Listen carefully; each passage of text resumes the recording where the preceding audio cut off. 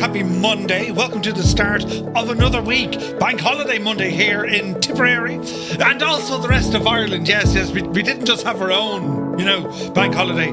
But tonight we continue with our How to Stall or Learn How to Stall series. Yes, tonight in part 3 we're going to recap over the first 2 parts, which covered a couple of different modules teaching us all about short takeoff and landing. Anything from our bush flying skills to what equipment to the type of aircraft. And then we progress to part 3, the third part, where we're going to be trying out some national stall flying. We're using the eSTOL scenery. Some of this is freeware available over on flightsim.to. There is a scenery pack on the marketplace for Microsoft Flight Sim, currently only for 2020 right now. But they're doing things in the background that's going to have all this up and running, hopefully sooner rather than later. But we're going to be joined tonight, a special guest, itzNorCally, and he's going to be here to explain to us the rules and regulations and basically what the story is when it comes to the eSTOL.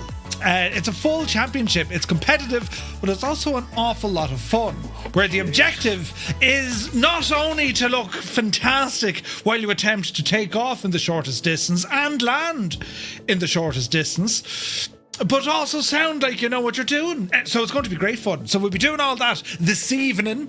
And, I hope you're all keeping terribly well. It's the day after the day before. We were flying some Black Square with the turboprop Bonanza yesterday, and I'd be still watching it going, I want to fly that again. So that's going to be made available tomorrow for anyone looking forward to it. And it's all go. There's loads of things to keep us going in the sim all of a sudden. It's brilliant. But I've really enjoyed this so far. We were joined by Okando a couple of weeks ago, starting us off in this series, sharing some of his insights, the skills that he's acquired over a very long career, all about kind of the bush flying skills and of course how to make them apply when it comes to stall flying. And we've looked at a number of different aircraft. Now I'm going to stay with the Norden, the Gottfriends Norden. I just like the cut of its jib. It's very nice. But we're going to be checking out some of the sceneries, what a competition field or the grounds actually look like, right? As we learn about some of the rules, the categories, and the scoring system when it comes to this competition. And it's open for anyone to enter. So, this shall be interesting. But anyway, how was your weekend? Did you do anything today? I had steak and chips for dinner. Lovely. That's steak and fries. Right. I don't want to say, well, I had an eventful day. I was busy today, but it was more about breaking things, as I do, breaking things and getting other things to work when they shouldn't. And then realised they don't work. Thursday night is going to be some crack, I can tell you. But anyway, let us all ramble in, welcome everyone in, and then we'll get started with a little bit of revision, and then itzNorCally is going to join us, and then we're going to do some flying. Yes, we're going to try our hand at some competition flying, where I will attempt to do the thing and then turn into the person who watches the yoke. You have to attempt, right? You have to, once you're staying up to date with what I'm saying and you understand me, well then you've nothing to worry about. If, however, you're like 99% of the people currently tuned in and you haven't a bull's nose on what I'm saying, well fear not. Someone else, more skilled than I, will explain what's going to happen. Yes. Right, quick, we'll jump into the owl chat here now and sure, listen, we'll say hello, some calm music before we all start going bananas here, you know what I mean? Kill Switch, good to see you. Brown Dog is in the house with the eSTOL stickers, man. Very welcome aboard. Chris Van Halen, welcome in. Vacuum is in the house. Retriever Neil, good evening. Muse Van bursts in the door with one of those helicopter baseball caps. How he is, his man jokes is. Muse, did you sort out your audio after? Is it all working grand, is it? Poor old devil had a hell of a night on Friday. CP65, welcome in. Fierce Wolf, looking fierce. And Wolfie, welcome aboard. Anov is here. Welcome in, buddy. Hope you're well.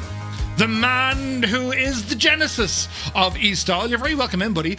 Who else come in? Crafty Tigers, good to see you. 11 months with Prime, man. Thank you very, very much indeed. Now, let me see. Move screen. Yes, Airlock Doc is here. Happy Monday, peoples. I think tonight we need to keep an eye out for the coppers. Rumour has it Murph Stol plane again. Stol. Airlock, good to see you, buddy. 98 Vulcan is here. Welcome in. Devort, welcome in. What? Jesus, 100 streams in a row, look. Thank you very, very much indeed, man. Cold feet, warm hands. Looking forward to this, as am I. Welcome in, welcome in. Crafty Tigers is here. Malky Mac, good evening. Stick Figure is here. Hello, fellow flyers of fake planes. Welcome, you're looking great. But yes, Malky's here, yes. Stick Figure, yes. Where are we at? We're over here. Lead Ballooner, good evening. The Impossible Face, welcome aboard. A Crotty is here. Hope everyone had a good bank holiday weekend if they are here in Ireland. Yes. What do you do on a bank holiday Monday? I mean, do you be lazy, or then do you consider that a wasted day? I mean, what do you do when you have a day off? You know what I mean? But yes, Max Stallion, hope you're well. 245 streams streak. I don't think we've seen that number before, have we? 245. Jesus. Max Stallion, thank you very much indeed, buddy. Heisenberg, tier 2, 12 months. Jesus. He says, good afternoon, Murph and Fireflies. Hey, Murph, if I subscribe to Okando's channel, will I become a Candonian Firefly? Jesus. Wait now, you become a Hang on, I need to work on this. You'd become a Fire Can Flydonian. Right? Brilliant. Jesus, at the end of it, right? But yes, thank you very much indeed, Heisenberg. Strap21, hola, etzNorCally is here in the chat. Good to see you, man. We'll be joining us shortly, my dude. You know, you have time for a cup of tea and some horizontal administration. But then we'll be over to you. Soaring AJ. AJH, man, hope you're well. Toto2495 is here. Good evening, all. Having to lurk for now as I'm away from the PC. You should have waited till Friday to tell us that, because that's terrifying. You're in the world without a PC. Super Typhon's here. Good to see you, buddy. It's been raining all day since 3 a.m. Are you in Ireland, are you? Upside down person. It's Jock. Mrs. TPHI has rumbled in. Good to see you, Mrs. Mac Vision, welcome aboard. Kazaki Flyer, welcome in. Back in 2020, it works. Ooh, what works? Everything in general. Spitfire RF 100 is here in the chat. Very happy Monday to you. Captain Butters, welcome in, man. Hope you're well. Nighthawk, hello, my dude. APU Inspector's in the house.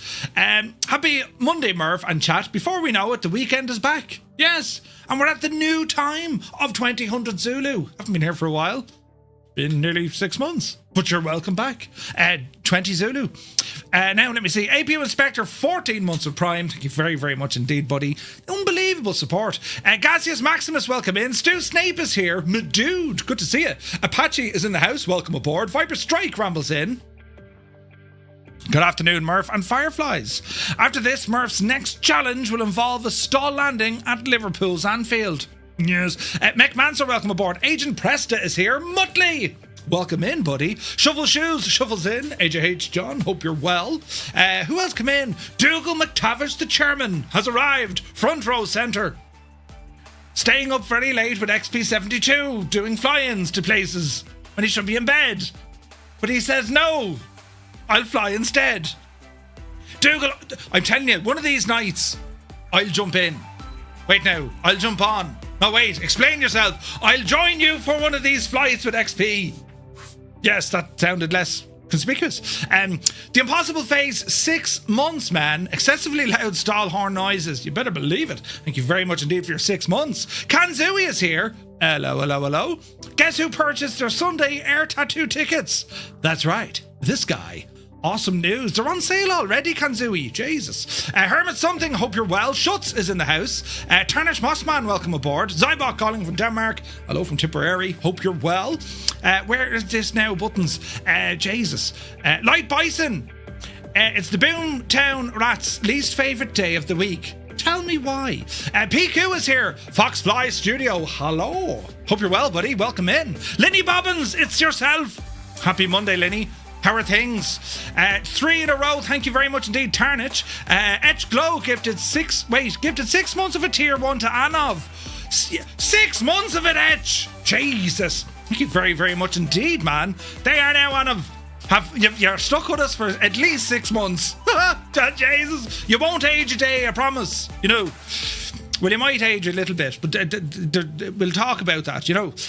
Where's our steak and chips, Smurf, says Commander Snow. Come over for dinner, sir. You know, make a reservation.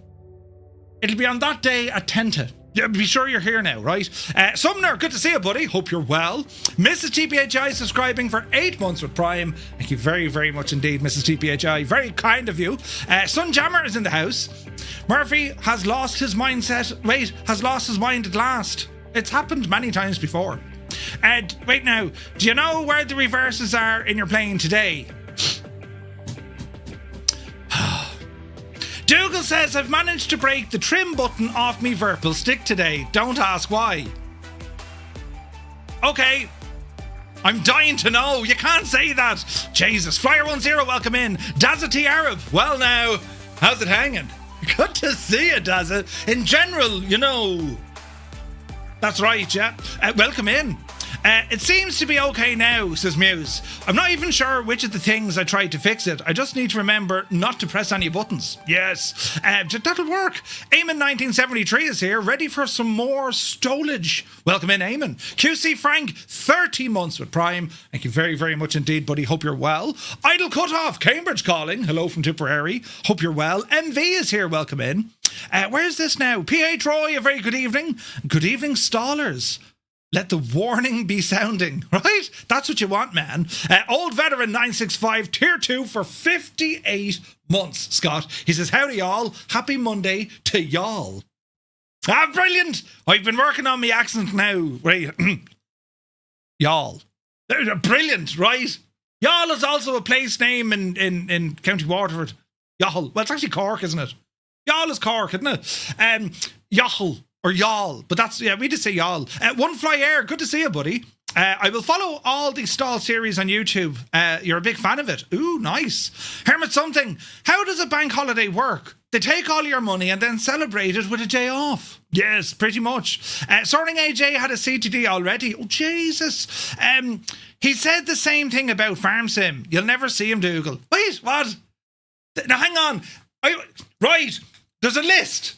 And I was talking to Muse Van, and then he said he was off to play some Cyberpunk. And I said, you know, I haven't played Cyberpunk yet. So now Cyberpunk has found itself on a list, you know, with Farm Sim and Train Sim and, you know, all these other games are supposed to be playing. Yeah, there's a list. I just haven't got around. I don't know where I left the list. That's what it is. Filthy, welcome aboard. Hope you're well. Piper on 25 streams in a row. Cheers, buddy. Hope you're well. The Sin Boogie, thank you for 5 in a row. Marv, whereabouts is this airport? The ICAO code is 42 Victor Alpha. It's a custom scenery available for free over on flightsim.to. And it looks lovely. Zard, hope you're well, buddy. Now let me see. AD Castol, welcome in, buddy. Now let me see. There's more. Zard, is it Wilga time? Yes, it's Wilga time. Bring the Wilga. We'll bring the time. Sort of. It's Jane Doe is here. Hello, Jane. Hope you're well. Jane, have you ever tried your hand at eSTOL? You know, national stall. The rules are quite simple. You take off in the shortest amount of time possible, and you must land in the shortest amount of distance possible. Wait. Allow myself to introduce myself. It's nothing to do with time, it's distance. I know, I've already messed up. Time and distance, Murphy. Right? X equals V, Y, apostrophe, underscore. Right. Jesus. Right, quick. Gar Gaming has rambled in. Hello to County Galway. Hope all is well, Gar. Dougal says, hammering off the old wheels off my chair. Missed the chair. Hammer hits Virpil. Dougal cried. Hang on. You were hammering the wheels off your chair. That's hilarious. And then you missed the wheel and you hit the Virpil. Ah, shit. Was there new words created, Dougal? I mean, you know, you don't have to repeat them here now, but like, I thought I heard something earlier on, mind you. I thought it was the wind, you know. But anyway, happy Monday. Indeed. Happy and Monday does not go together, says Anov. What are you talking about? We can lie. But yes, now let me see. Jim is here. Greetings. Welcome aboard. Old Slim Jim, welcome in. Hope all is well, buddy. Right, now, we don't play that either. No, we haven't. 25 seconds so far. Oh, good man. Photos by Kev is here. Good evening, Kev. Hope you're well. QC Frank is in the house. It only took me 45 minutes to realise you switched the stream time due to the winter hour. Yes, the weather has played terror with the timings. We're back to 20 Zulu. But yes, we're still here. Don't worry. Keane Lafford is in the house from Care in County Tipperary. Good to see you, Keane. Hope all is well. Y'all's in Cork. Yeah, that's right. Yeah. It's not yet, but I love watching it. Ooh, nice. Right. Oh, Jesus, now. Fitting brake wheels or 6-inch nails through the carpet. You need some super glue. It'd be grand. Let's not worry about it. All is well. Right, a very quick hello to our friends watching us over on YouTube. Sergeant Sausages is in the house. Hope you're well, buddy. Mr. Edit is here. Good to see you, man. Visualize, welcome aboard. And Test Pilot, you mad devil, subscribing for 44 months is Test Pilot. 44 months, man. Jesus. Right, Northland Air. Very happy Monday to you. Hope all is well. Who else come in the door? Daniel is here. Wayland Yutani, guten Abend. Mav Wings. Hi all, really fancy joining the flight tonight. How do I join? Exclamation point, how to multiplayer, all one word. Lowercase. Joe Mack is here. Hi all from Dublin. Good evening, Joe. Hope you're well, man. Right, Black Sheep Jean, intro to match the subject of tonight's vid. Welcome in, Jean. You're looking well. Mud Dog is here. Good to see you. Mr. TPHI is in the chat. Very happy Monday to you, sir. Hope you're well. Now, let me see. Dave Cleary, Idle Cut Off. You've changed the name 3 times, but you're a legend, Dave. That was out of tune. Legend, Dave. That was better. Welcome in, Dave. She sees everything, right? I mean, Santa makes a list, he checks it twice. She makes a list, right? She doesn't need to check it or something, right? Moving on abruptly. Daniel Day is here. Good to see you. We're going to be using the Norden, man. We're going to use the Norden. Colonel Fork is in the house. Good to see you. Go on, man, yourself, Colonel Fork. He can't just come in and say hello. It's like, no. How might I get the poor devil in trouble today? Right? Brilliant. Frozen Gamer, good to see you. It is that of a Monday, but don't worry. It's the last Monday, as Keane Lafford would say, before the weekend. Things are looking up. Things are looking up, right? I make a statement. Brilliant. Winkle Gassler, welcome in. 24 months, 2 years. Thank you very, very much indeed, my guy. Insane support. Let us get out the big spoon, right? Wolf to Fear is here. That rhymed. Well, welcome in. You're very welcome in. It's great to see you. Right, I'll press some buttons over here, look. Yes. And we'll come over to this screen. Now, with my very sophisticated setup, you might just hear a little squeaky noise from the microphone. Hang on. Right, now, grand. And, well, anyway, you're all very welcome in. We have some sounds. Yes. Go big or go home. Right, I'm about to fly the British Airways 748. Ooh, that sounds very nice. He has mice. It's terrible, isn't it? That you squeaking, Murph. The microphone needs it. It does. But sure, listen, it's hanging on in there. You know, it's just reminding us of all the hardship it does. You know, right now, what am I doing? Oh yeah, we're doing one of these. Look, right. So what we're going to do. We're going to start off. I want to show you some of the scenery first off, right? Because this is, they're part of the championship used for the eSTOL series, right? And it's the ideal kind of training grounds to get us up and running to figure out, well, this is what a circuit or a course indeed looks like, right? So we have a couple of people flying along here already. And, well, the main things to kind of check out here, right? We have the start-finish line, which is down here, I think. Now, these do go opposite direction, or do they? Yeah, well, they should. But anyway, you have your start-finish line, and the objective is, well, your wheels will start on that line. You'll take off in the shortest possible distance. Then when you do a circuit and you come into land, your wheels need to go past that line. If you touch down before it, you need to go past it. And then what they do, the judges come along and measure your distance, right? Now, we'll learn more about the rules and all the jazz here now in a moment, but I wanted to check out some of the scenery. If you guys go onto YouTube, I mean, you can find National Stol Championships stuff, right? I mean, here's a dude right here who loves eSTOL. I mean, he loves it. You know, I know that face. That's unbelievable. That's weird. The last time I saw Frankie, he was exactly like that, right? Frankie Poops is in the scenery. That's amazing, man. But I imagine there's a whole load of celebrities up here. Trust me, I'm Polish. Or is he Polish? You know. But it's kind of cool, isn't it? Yes, he says in a proud and happy voice. Meanwhile, we'll sit down beside you now. It's grand. As we look at the... Jesus, look at your man, look. Who's that, look? Visualising the skill. It's a big 10-4, good buddy. Brilliant. B. Carlo, welcome in. 41 months is B. Carlo. Thank you very much indeed. Aged Barley, 55 months. Lads, thank you very, very much indeed. Cheers. Oh, Jim, we found the bar. This is the most important part of the scenery. But anyway, there's Stella Artorius, look. Wait now. That looks to be a wild burstix in there, followed by other people. I'm not in the scenery. I right, you know... I mean, I am the scenery. No, I'm not in the scenery. But isn't this pretty cool, though? That's awesome, man. That's awesome. So what we have here, as I say, it's pretty much the layout of the airfield, right? And it's our track. This is where we're going to be doing, where we're going to be learning, practicing, and getting used to all of this. But what I love about the eSTOL Championship, especially when it comes to, flight simulation, I mean, in particular with Flight Sim 2024, because it's built for this stuff, considering you have, the updated trees, better ground textures, everything just looks better at ground level, or very close to it. Think of the fun you can have by doing these community fly-ins, to track yourself to the next event. I mean, you can really, if you think about it, you could really build up a massive amount of flights just following along with the series. So it's pretty cool, right? As I said, we're going to do a quick recap over the last couple of weeks that we've been learning, because it goes beyond just the championship side, right? Empire Kicking! Thank you very, very much indeed for the raid, man. Good to see you, bud. Hope you had a great stream. So the scenery itself, you can pick it up over on flightsim.to. It's in the description. If you scroll down on the video on YouTube, you'll see it. And for everyone else, it's over on our Discord. All right. Empire for 40 months as well, man. Thank you very, very much indeed. Hope you're well, buddy. So we'll start off just with a quick recap, because we had a fair bit of stuff to learn, right?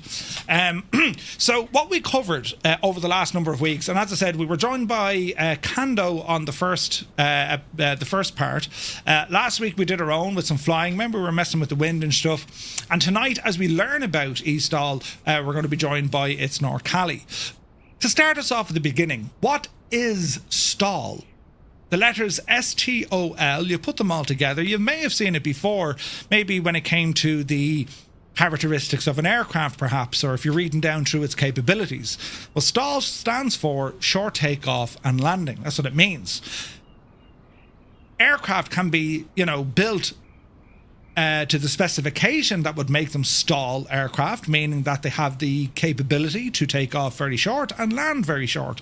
And we've seen this on all types of airplanes, right?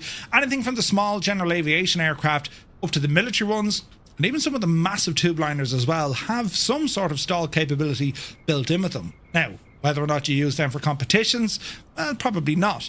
But the idea being is that short takeoff and landing, well, there is a huge need for it. We discussed this before. We looked at things like, search and rescue, firefighting, even air ambulance. We've looked at these things, why aircraft would need to have short takeoff and landing capabilities. Now, you could say, well, helicopters, they beat them all every day. Well, they do. Rotary aircraft have that massive advantage that they can hover. They can just get into a place, hover down, and they're going good. Reality, though, they're limited by their range. Operational hours on a rotary wing versus that of a fixed wing, and also the cost and the expertise. There's pros and cons to each one. The core principle of short takeoff and landing, from a pilot's perspective, the core principle, it's all about energy management. That's what we're doing. We manage the energy of the aircraft, be it vertical or indeed lateral. We fly slow, we fly precise, and it's all controlled. That's what we do, all right? The real world origins, well, we know about the backcountry stuff, bush flying, the humanitarian side, utility. We also spoke about agri-farming, agricultural farming, and so on. And, well, it later evolved then into a precision sport. And that's where National Stol kind of took their roots from. They made this into a sport. And this is the sort of sport involving aviation. When you consider it, there are, there are other competitions and whatnot. The Reno Air Races, for example, the upcoming Red Bull Air Races that we're hopefully going to see in the sim soon.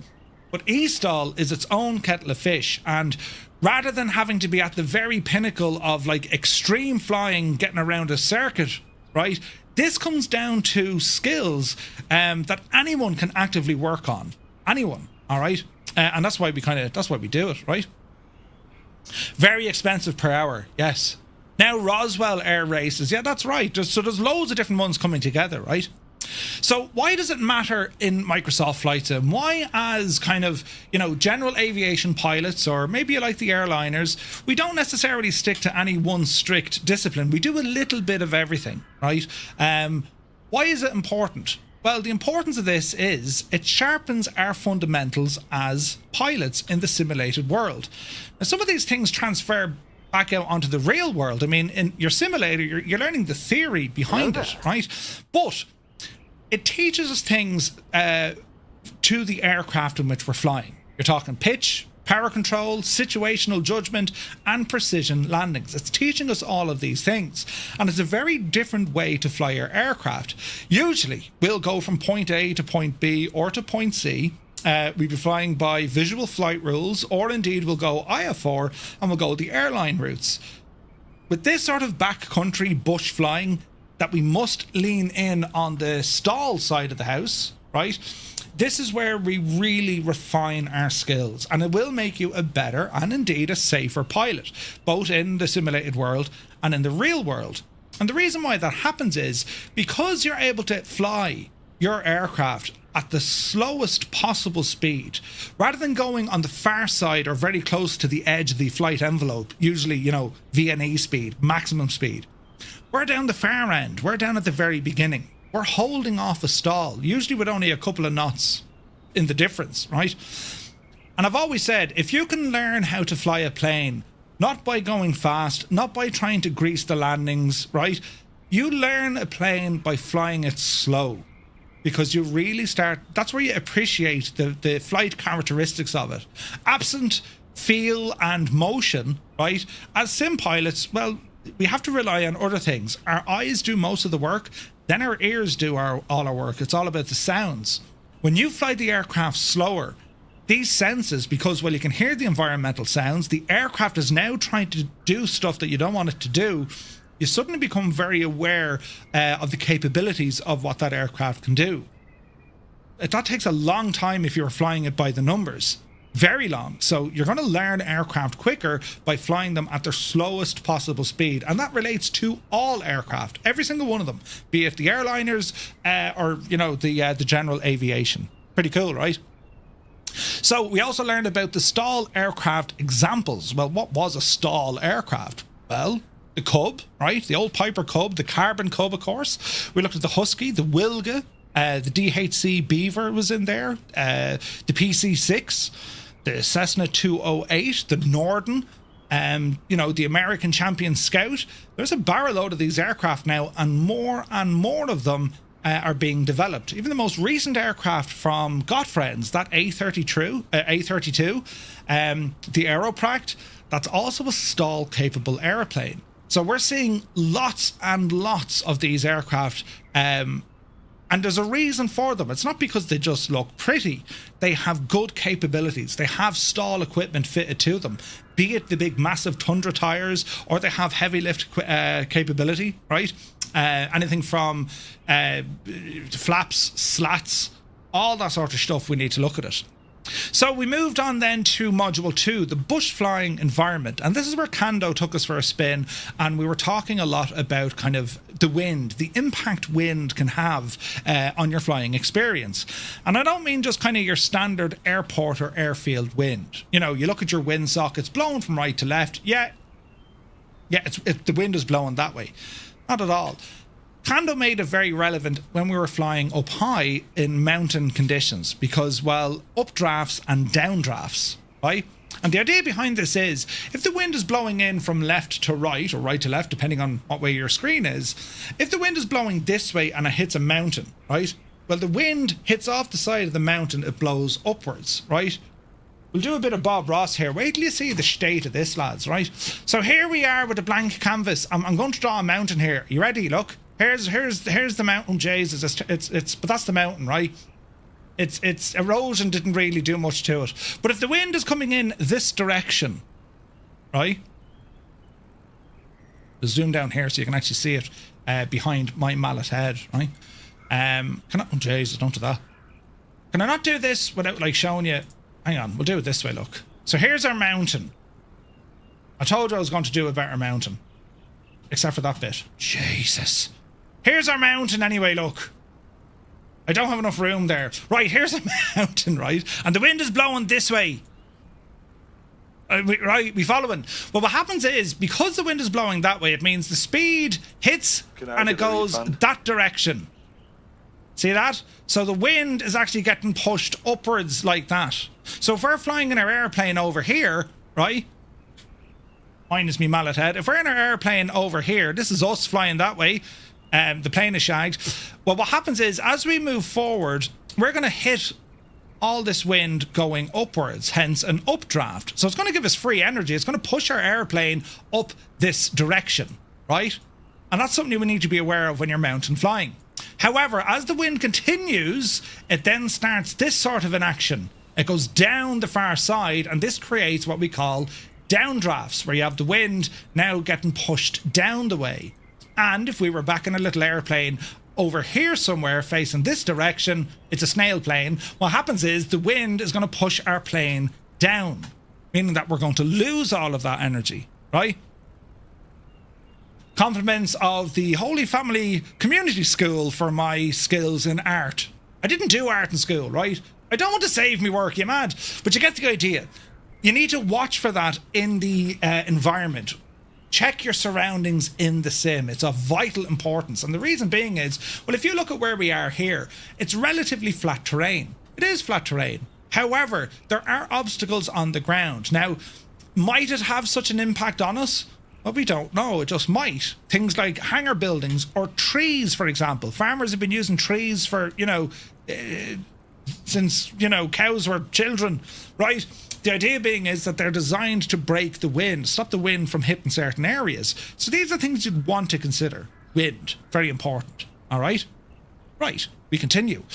Great drawing. Terrain, that was the trees. Also slopes, right? So big mountains and hills and whatnot. Dougal, have you been drinking? I have, Ted. I've been drinking like a mad idiot. But what about slopes? Trying to land either, uphill or downhill, and the reasons why you'd want to be thinking of, well, it's one thing being able to land an airplane. You need to get back out of that location as well, so you have to consider that, right? A lot of the strips that you'll fly in and out of in the backcountry, some of them could be one-way direction, as in you physically cannot land on the other side of the runway. There could be mountains. We've seen it in the sim. There could be massive trees. Therefore, you might have to go in with a bit of a tailwind. All right. Things to worry about. The surface as well. Grass or gravel versus asphalt or concrete. Why might grass or gravel be better for us? In particular, if we're trying to stop short. Why might it be better? Todd, thank you very much indeed for 13 months. Cheers, buddy. Thank you, Keen. Yes, it makes sense. Trees break wind. That's why they smell. Right? There's more resistance on the grass or gravel, right? It's softer, it's harder to move through, right? So you want to watch for those. The surface is very important. We also learned a little bit about density altitude. This is just one of those weird and wonderful things that the following, if it's hot outside, if you're high up and you're heavy, hazard, right? The three H's equal a hazard. If it's hot temperature-wise, you're high up in the mountains and your aircraft is heavy, that's a recipe for a disaster. Density altitude will increase the altitude performance of your aircraft, even though you might be at something like 6,000 feet. Well, if density altitude is at play, that could technically make it 8,000 feet or even 9,000 feet. That's what your engine is going to be thinking it is. And when I say thinking, it's the environmental pressures that have changed. Density altitude will have such an impact on your aircraft. So density altitude is something we need to check on. Now, thankfully, a lot of the work in Title Avionics have density altitude built into them. A lot of the third-party aircraft have it built in, but even some of the first-party and the Asobo aircraft, they actually have density altitude built into the transponder. You can click the function button and it will find density altitude. Always check it out. If you're high up in the mountains or whatever, and if it's hot outside, check your density altitude. It'll have a huge impact on the performance of your aircraft engine. All right? Right. Then we had a quick look at how does one scout a landing strip. It might sound fairly easy, and it kind of is, but what are we looking for? How to do a low pass. What are we checking for? We're checking for the wind, so we're looking for wind socks or trees or if there's smoke on the ground, right? You're also checking for the surface type. Is it grass, gravel? We're also checking for obstacles. Again, something new in Flight Sim 2024, there is consequence to where you're trying to land, especially if you're not at a standard airport. They've put rocks and lumps and trees and stuff all over the place. There's consequence to your landing, so you have to plan for it, all right? So that's what we did. Understanding where you're landing is just as important of understanding how to land. And a lot of people get caught out there. Don't tell me that's Rex, is it? Rex, you're some man. When you're planning to land and knowing where you want to land, how far back do you want to get the aircraft stable? And what I mean by stable, it means that you're maintaining speed without having to, adjust the power. You're sustaining the attitude of your flight of the aircraft without having to do too many inputs. It's only at that level that you are stable. Your approach is stable. So if we're going to be landing or targeting to land down here at the zeros, because ideally we want to land before that first red marker. That's our objective in a competition. Now, whether or not we can take off within that, it's anyone's guess. But we want to certainly be landing. Our touchdown zone or our aiming point is going to be, I would say here, the big stall sign, the eSTOL sign. If that's our aiming point, well, that's where we want our wheels to hit. Because if we go too far this way, well, our scores won't be counted. And if we go down here, well, we could overshoot even further, right? Now, again, itzNorCally, he's going to share some of his hints and tips with us as well. He's been watching and following this series and commentating on it for quite some time. And while I'm here, I need to do a big shout out as well to Howard Forder. Forder did a lot of coverage on the stall stuff, I think last year, and a very good and easy way to explain how all of this stuff works. So we know it's popular within the flight sim community. You just need to try it because it is a lot of fun. It's a lot of fun. Right, Module 3 then was all to do with the aircraft configuration. That's where we choose what aircraft it is we want to fly. Now, when it comes to eSTOL, well, there's going to be aircraft categories. We're going to learn a little bit more about that this evening. But I think that, as Kando said, the first rule, you're going to pick an aircraft you are most comfortable with, right? Pick the airplane that you're most happy flying, you feel more at home with, and you just feel very competent and confident with it, right? That's the aircraft you want. Doesn't have to be pretty, doesn't have to be, the aircraft that you're most happy to fly. And that could be anything. It could be a tail dragger, could be a nose dragger, it could be your Cessnas, right? Your 185 or even a 150 or a 172, or it could be the likes of the Piper Cubs, right? And Kit Fox. I mean, look, there's so many options now, so many options. The weight and balance of the aircraft. We spent a bit of time on the weight and balance. Remember last week, we turned the wind on full blast against the runway. We were able to get airborne without even using any thrust. We just deployed the flaps and the airplane would take off because we were simulating basically a wind tunnel, right? With the center of gravity, that had a huge impact on the aircraft. So yes, you want to remove as much weight as possible with the airplane, but you also want to be careful where you're moving the center of gravity. If it's going to be leaning too far forward or too far back.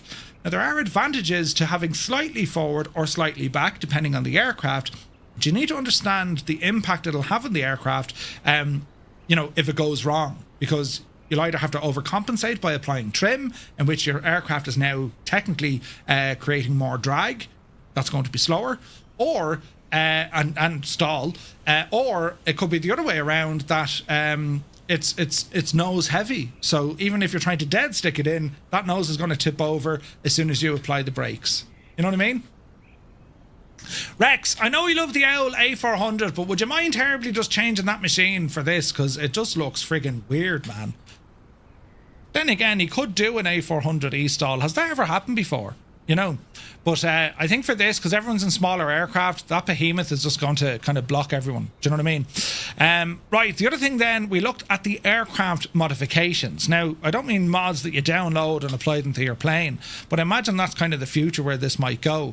But we're talking bush wheels, we're talking the Tundra tyres, we're talking about, you know, stall kits. Anything that's going to improve the low speed handling and stall behaviour of our aircraft. Slats, for example, being put on there. The Tundra tyres really do help.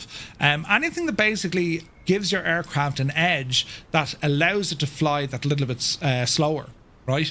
And there was all the trade-offs as well. You look at the small versus the medium versus the larger aircraft, the pros and cons for each one, all right? Module 4 looked at our core skills. That was all about controlling at the edge of a stall. And a stall, I mean a wing stall. How to keep that airplane flying without hitting the stall. You heard the stall warn blaring almost the entirety of the flight. That's what we did last week. We kept the speed at around 30 knots. Maintaining that speed, maintaining flight in those conditions, that's going to be very good as you continue on to fly, because it just means you're very comfortable controlling the aircraft at such a slow speed. And remember, the slower the speed, the shorter the stopping distance. That's what we want. We want to stop in the shortest possible distance. All right.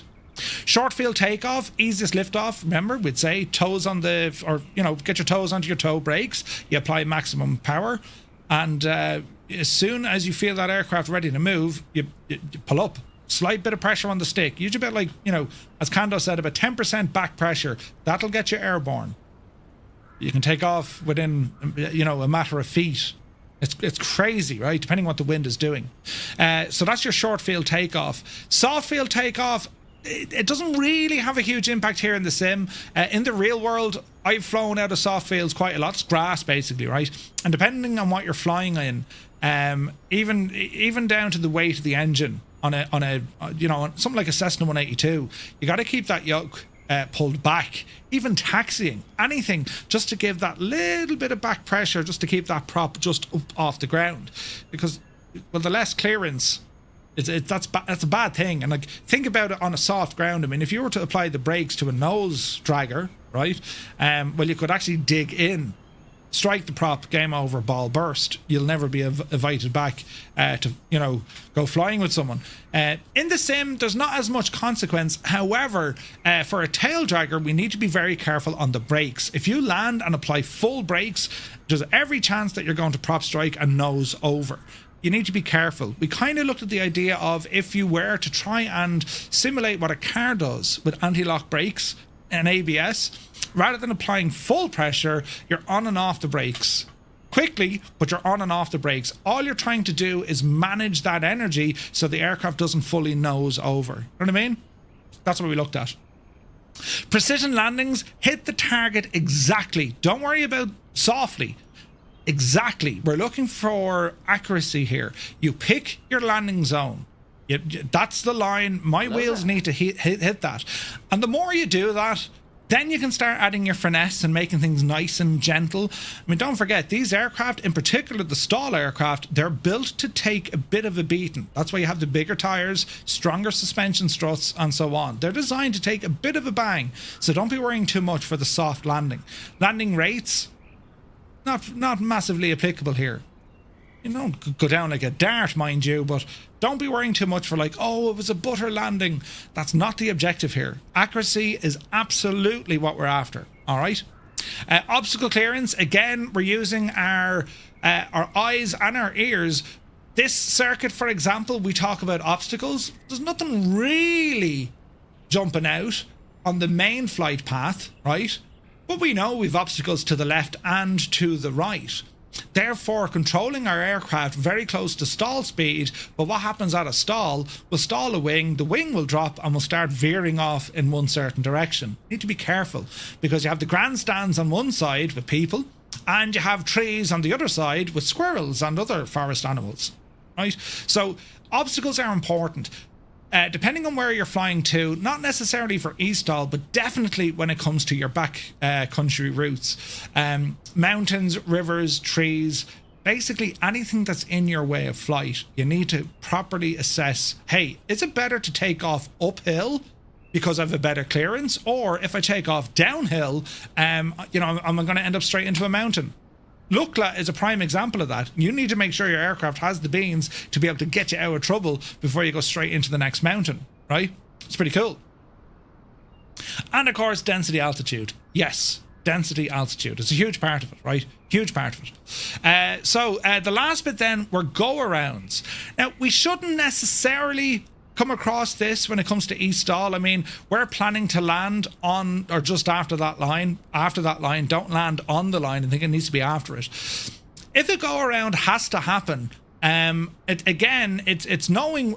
I can't remember, but I think there was no such thing as landing. It was like what was the phrase we used?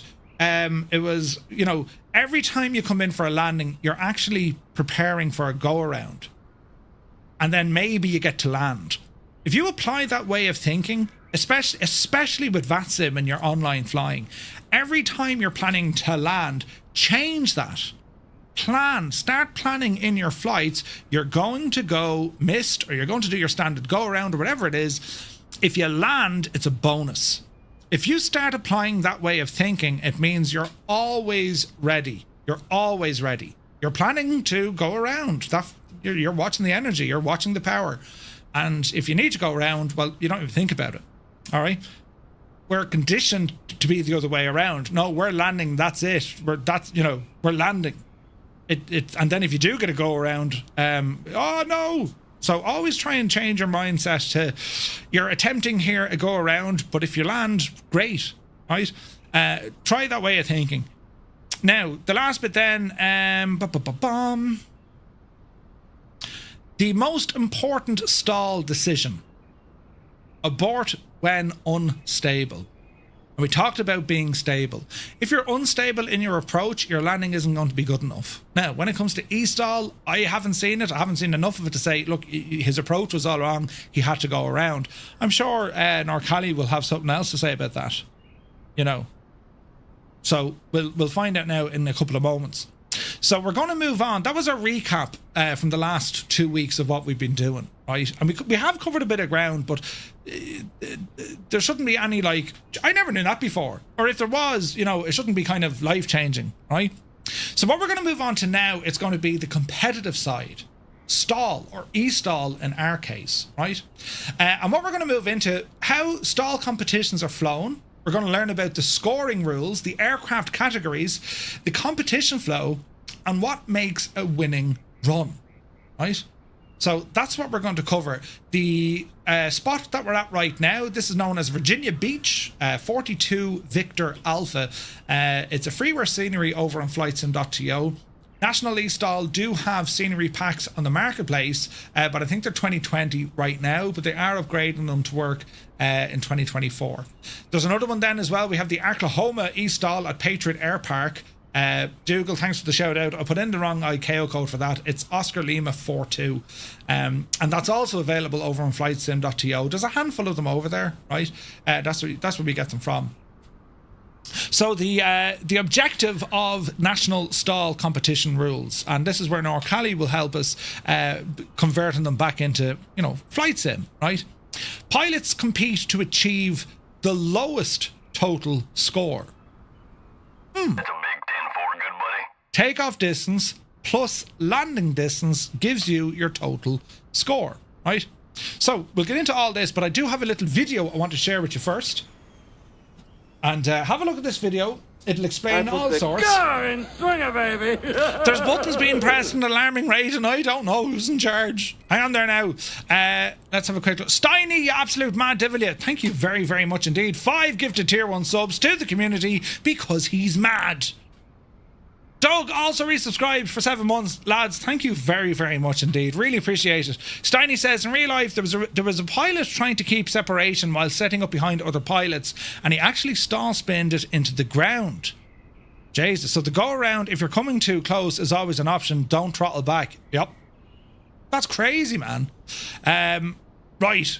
let's show this video, and then we'll start getting into some learning with itzNorCally. Are we ready? So we'll press this. Yes. Will this work on this screen? It will.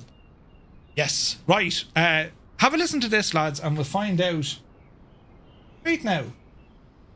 Why am I still hearing sounds? I need to fix this. Don't worry, Murphy. All is well in the realm. If I change this to this... No. Jesus. Stream Deck. There we go. Change this to Microsoft Flight Simulator 2024. There we go, lads.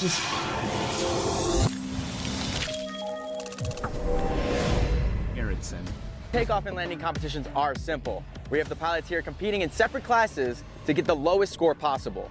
As you see behind me, we have the start-finish line, so let's start with the takeoff.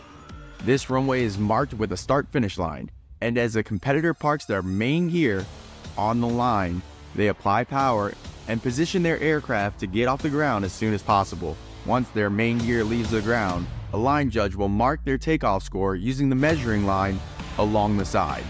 This score will be added to the pilot's landing score on this heat. The landing is in two parts.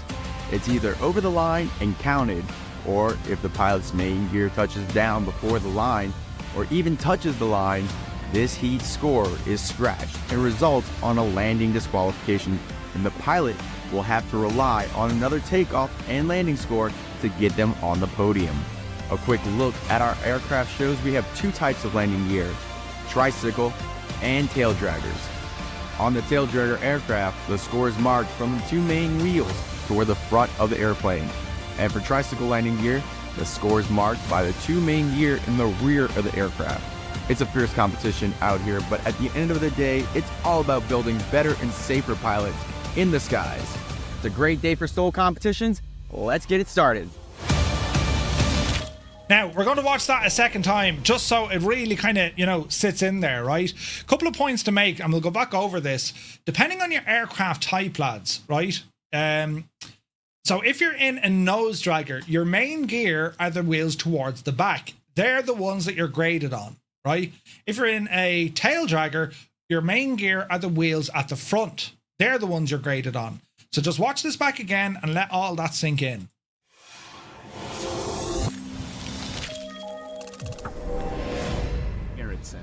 Takeoff and landing competitions are simple. We have the pilots here competing in separate classes to get the lowest score possible. As you see behind me, we have the start-finish line, so let's start with the takeoff. This runway is marked with a start-finish line, and as a competitor parks their main gear on the line, they apply power and position their aircraft to get off the ground as soon as possible. Once their main gear leaves the ground, a line judge will mark their takeoff score using the measuring line along the side. This score will be added to the pilot's landing score on this heat. The landing is in two parts. It's either over the line and counted, or if the pilot's main gear touches down before the line, or even touches the line, this heat score is scratched and results on a landing disqualification, and the pilot will have to rely on another takeoff and landing score to get them on the podium. A quick look at our aircraft shows we have two types of landing gear: tricycle and tail draggers. On the tail dragger aircraft, the score is marked from the two main wheels toward the front of the airplane. And for tricycle landing gear, the score is marked by the two main gear in the rear of the aircraft. It's a fierce competition out here, but at the end of the day, it's all about building better and safer pilots in the skies. It's a great day for Stol competitions. Let's get it started. Right, so consider yourselves, right, that is how it works. That's how it works, right? And yeah, I agree with Steiny. It irks me as well when you see, the tail of the plane bashing off the ground. It's just, oh no! But they're designed for it. I mean, they can take that extra bit. And you'll see from some of the different aircraft, they'll either have, a tail wheel, like a caster wheel, or indeed they'll have a skid, or even some of them had customized yokes that had like a disc, which is interesting. I remember, like, if you look at the old vintage aircraft, for example, where they have, whatchamacallit, they have... there's always one, isn't there? Who's that agent? Oh, Jesus. If you look at the very old aircraft, the wood on that kicker used to always wear down, and they'd literally just come along and change that out. You know what I mean? Gibbo, good to see you, buddy. Hope you're well. So what we're going to do, we're going to press some buttons here now, and hang on, I'll press a button and see if eSTOL's ready. Where is this now? It's made to take at least 170 pounds, around 3.3 Gs. Ooh, nice. Right, eSTOL is ready. I'm going to press a button and start a call.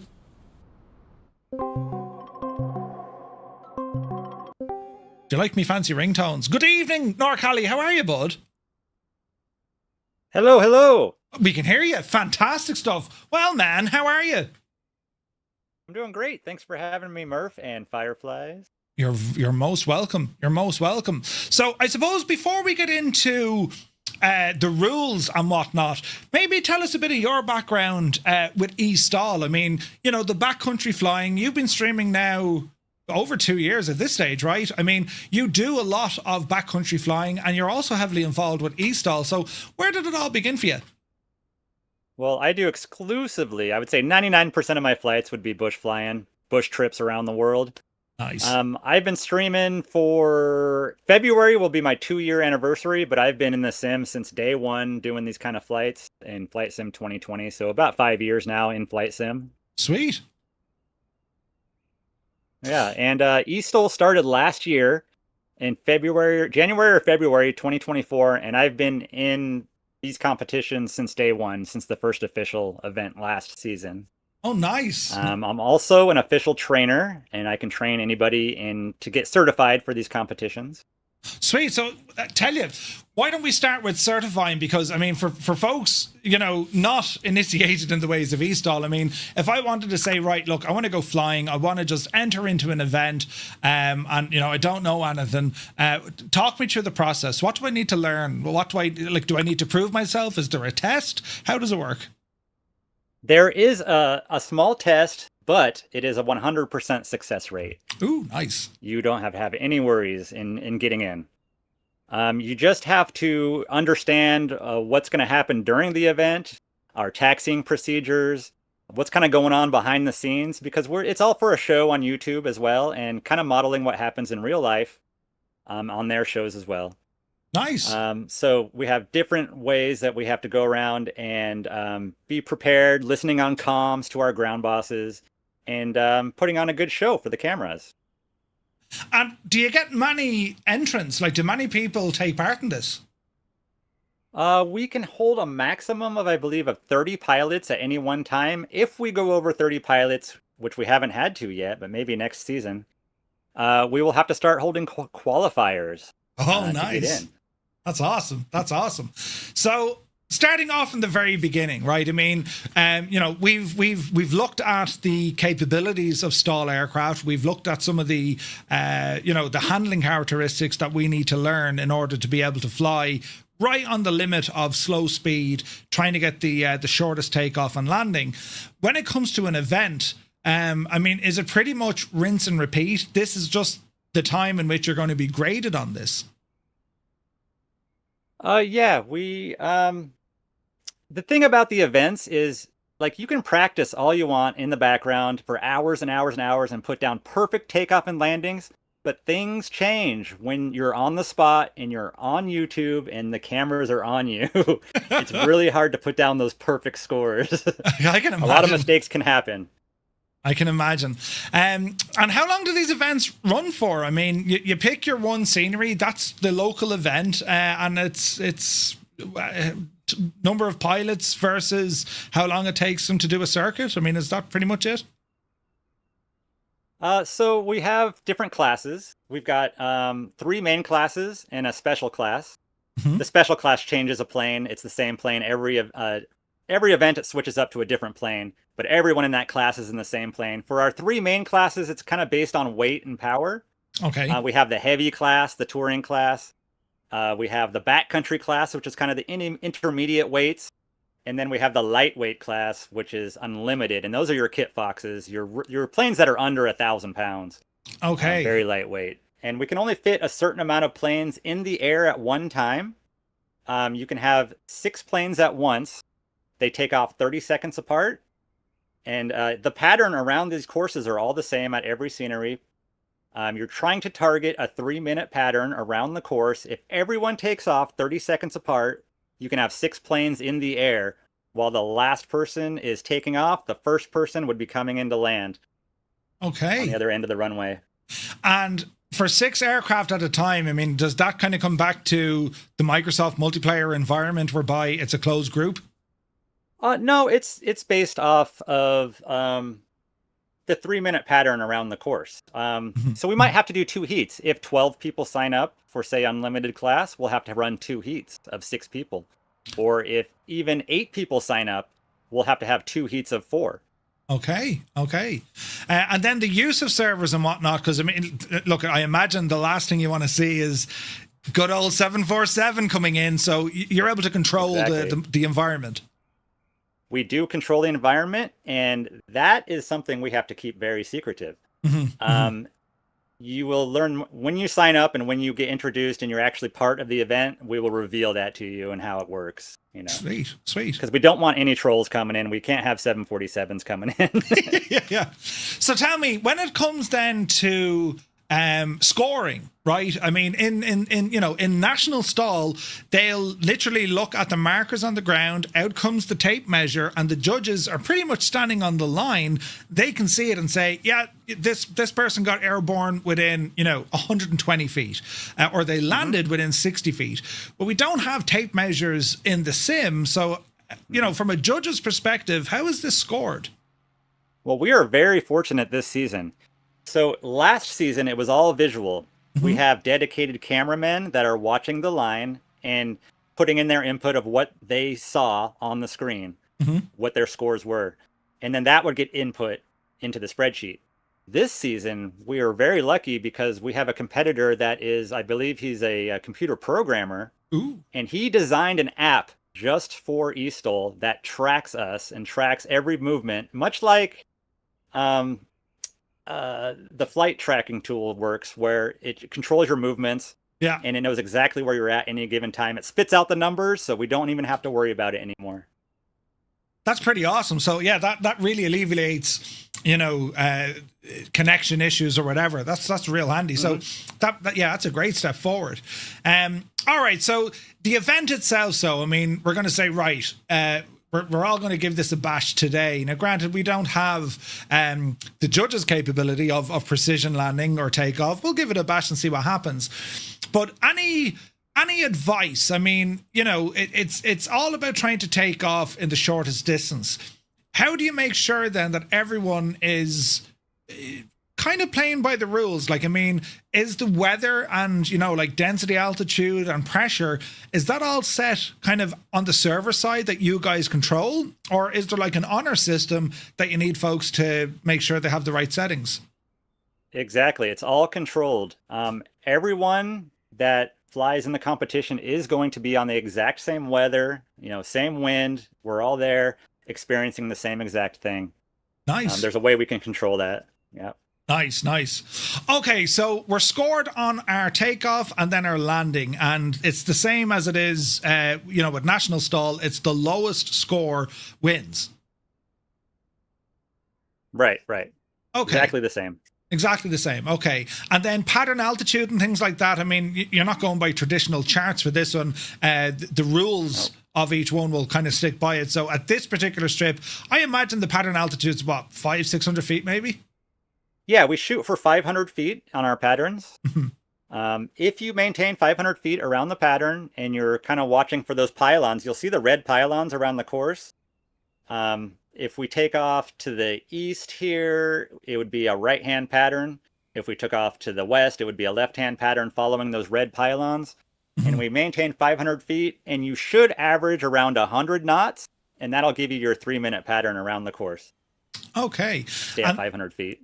And is there any penalties then? Say, for example, if someone misses a turn or they extend a downwind, or, you know what I mean? Or what happens if we all have to respect each other in the air. So what happens is during practice, when you're by yourself, you can nail those 3-minute patterns and be like, I'm good, I'm ready to go. But then you get into an environment where you're with other people. And just like in traffic in your car, you're going to have some people that are slower, some people that are faster. People start to bunch up. So you have to maintain your spacing regardless. You want to stay 30 seconds behind the person in front of you. Don't worry about what's going on behind you, but you keep your distance from the person in front of you. Okay. And what about voice communication? Like how do you keep control of all of this? Is there local ATC or how does that work? Mm-hmm.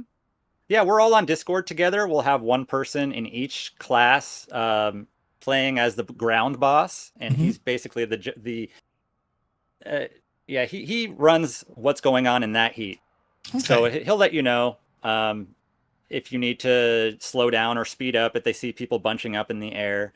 You just have to respect each other. Everything goes really smooth. We've been doing it for about 2 years now, and I would say it's 99% of the time, everything goes smoothly.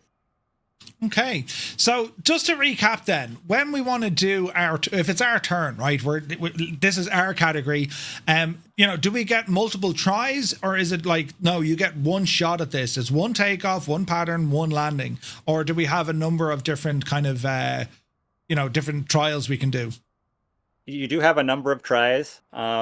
It models exactly what happens on the real life national Stol competitions. You get 3 takeoff and landing attempts, and your score is based off your best combined of one of those attempts. Nice. Okay. So say you take off with a 100-foot takeoff and you come into land with a 50-foot landing, your score would be 150 feet. But you can beat those scores. Say you get a 50-foot takeoff, but then you get a 200-foot landing on another try. That 50-foot takeoff won't count towards your best score. It has to be the best of one combined. Okay. So you can't take your best landing from, say, trial 1 with, the best takeoff from trial 2 sort of thing. Exactly. Okay. Right, that makes sense. Okay, so we've got 3 tries here to do this. And about the categories as well, I mean, do you see people fixed to the same category, or can they take part in multiple categories, the same pilot? Most people do stay within one class for the entire season, but you are allowed to move around. You'll just want to make that explicit, because when we sign up, when we register for each event, it goes into the spreadsheet, and then you might sign up for the second event and change planes, change classes. You just want to make sure that you talk to the director of eSTOL, that's ADK, and make sure that he knows you're switching classes. Otherwise, it might not show up correctly on the screen, and we just want to make sure everything's running fine. Most people stick to the same classes all year long, though. Okay, and can you be a multi-class pilot? Can you compete in different classes on the same event? You are allowed to choose one main class. Okay. That would be your touring, your backcountry, or your unlimited class. But you also have the option to join spec class as well. Those are the only 2 you can choose. One of the mains and spec class if you choose. Okay. Because I know in real world Stol, don't they have like a rookie class? I think that you can. That's like a starting off place. That's where they first begin. Yeah, we haven't started the rookie class yet. I'm looking forward to that though. Okay. What would happen with rookie class is you would have to graduate and win that class at one of the events to move up to the big leagues, I would say, which would be that'd the be main awesome. classes. Yeah, that'd be awesome. Yeah. Okay, so a typical year, right? And I think next year is shaping up to be even bigger and better. And as you say, you've been there since the start of this in 2024. How many competitions are we looking at? I mean, is this kind of like once a month, once every couple of months? Where are we at now with the number of venues and competitions? So this season started April 19th, the 2025 season. And ever since then, we've been doing around every 3 weeks on average. Okay, nice. And our final event is coming up here in about a week and a half for the 2025 season. And your scores, I mean, for that entire season, is it like, let's compare it to like, motorsport, for example. Is it, you have a league table for the entire year, or is it just each competition, that's it, now you move on to the next one? Is there like an overall winner, or is it just based on the events? Yeah, we have a season standing table in our Discord. It tracks every event, and there's a point system. You get 25 points for first place, 18 for second, all the way down to 10th place gets points. Okay. If we have that many people in a class. Yeah. As long as you don't crash on your very first attempt, because you'll be out of that competition if you wreck your plane the first attempt. But if you can put down a score on your first attempt, but you happen to nose over and That's a big 10-4, good buddy. get that score, and you'll still get your point. Now, when you talk about damage, so are you using the Sims damage model for this, or is it purely on what the judges can see based on a landing rate? Well, that eSTOL tool that was designed by one of our competitors, it actually tracks your landing rate as well. And we do have limits on the landing rate. Okay. Just as when you said this, because I was like, nah, the tires are huge. You know, you can really plant these things. No? Yeah, we do have limits, but you do get a warning for your first violation at any of the events. If you do it again, though, you could be DQ'd. Okay. Good We to have know. some leniency. It's not 100% like to real life. We do allow some leniency for you guys. Okay, sweet. Great, makes sense. Okay, so we have the background of the event. We know that we have 3 tries. We know about the different categories, and the category, it's all based on weight and power of the aircraft. We know that we're scored on the shortest distance for takeoff and the shortest distance on landing. And we know that if we have to, there are options there when it comes to landing rates. If we do plant it, too hard, we could get a warning, and indeed, you continue that, you could be disqualified because it'll be classed as you broke your plane, right? Right. As folks are competing then, in the environment that you have on YouTube, I mean, are the pilots competing? Are they aware of what's going on from the broadcasting side of it? Or are they just focused on doing what they're doing and they're talking to, the ground control boss, as you say, on comms, making sure that everything is doing as it should? Yeah, it's the ground boss that's communicating with the production crew. So when you're flying, you don't have to worry about anything besides listening to your ground boss. And when it's go time, they'll let you know. And we'll all be lined up on the line, ready to go, front to back, up to 6 planes. And we'll give them a green flag when the production crew is ready. And then they're free to take off. And then 30 seconds later, the next plane should be on the line, within the next maybe 15 seconds, ready to take off. And so on, every 30 seconds. Okay, perfect. Right, so what I'm thinking now, I'm going to move my plane here because I'm going to use this as you see now what I'm doing, right? So, where is this now? I need to come back to where I was. What I want to show folks here now is just explain what would constitute, an accurate score versus a score that can't be counted, right? So, our starting position. With remove before flight still in place, Murphy, good man. But our starting position for a tail dragger, it's going to be on its main landing gear. Or if you're in a nose dragger, it's on its main landing gear. So meaning when we start, wheels are on the line. That's our starting position, pretty much. And then we take off in the shortest possible distance. We fly the circuit, we come back.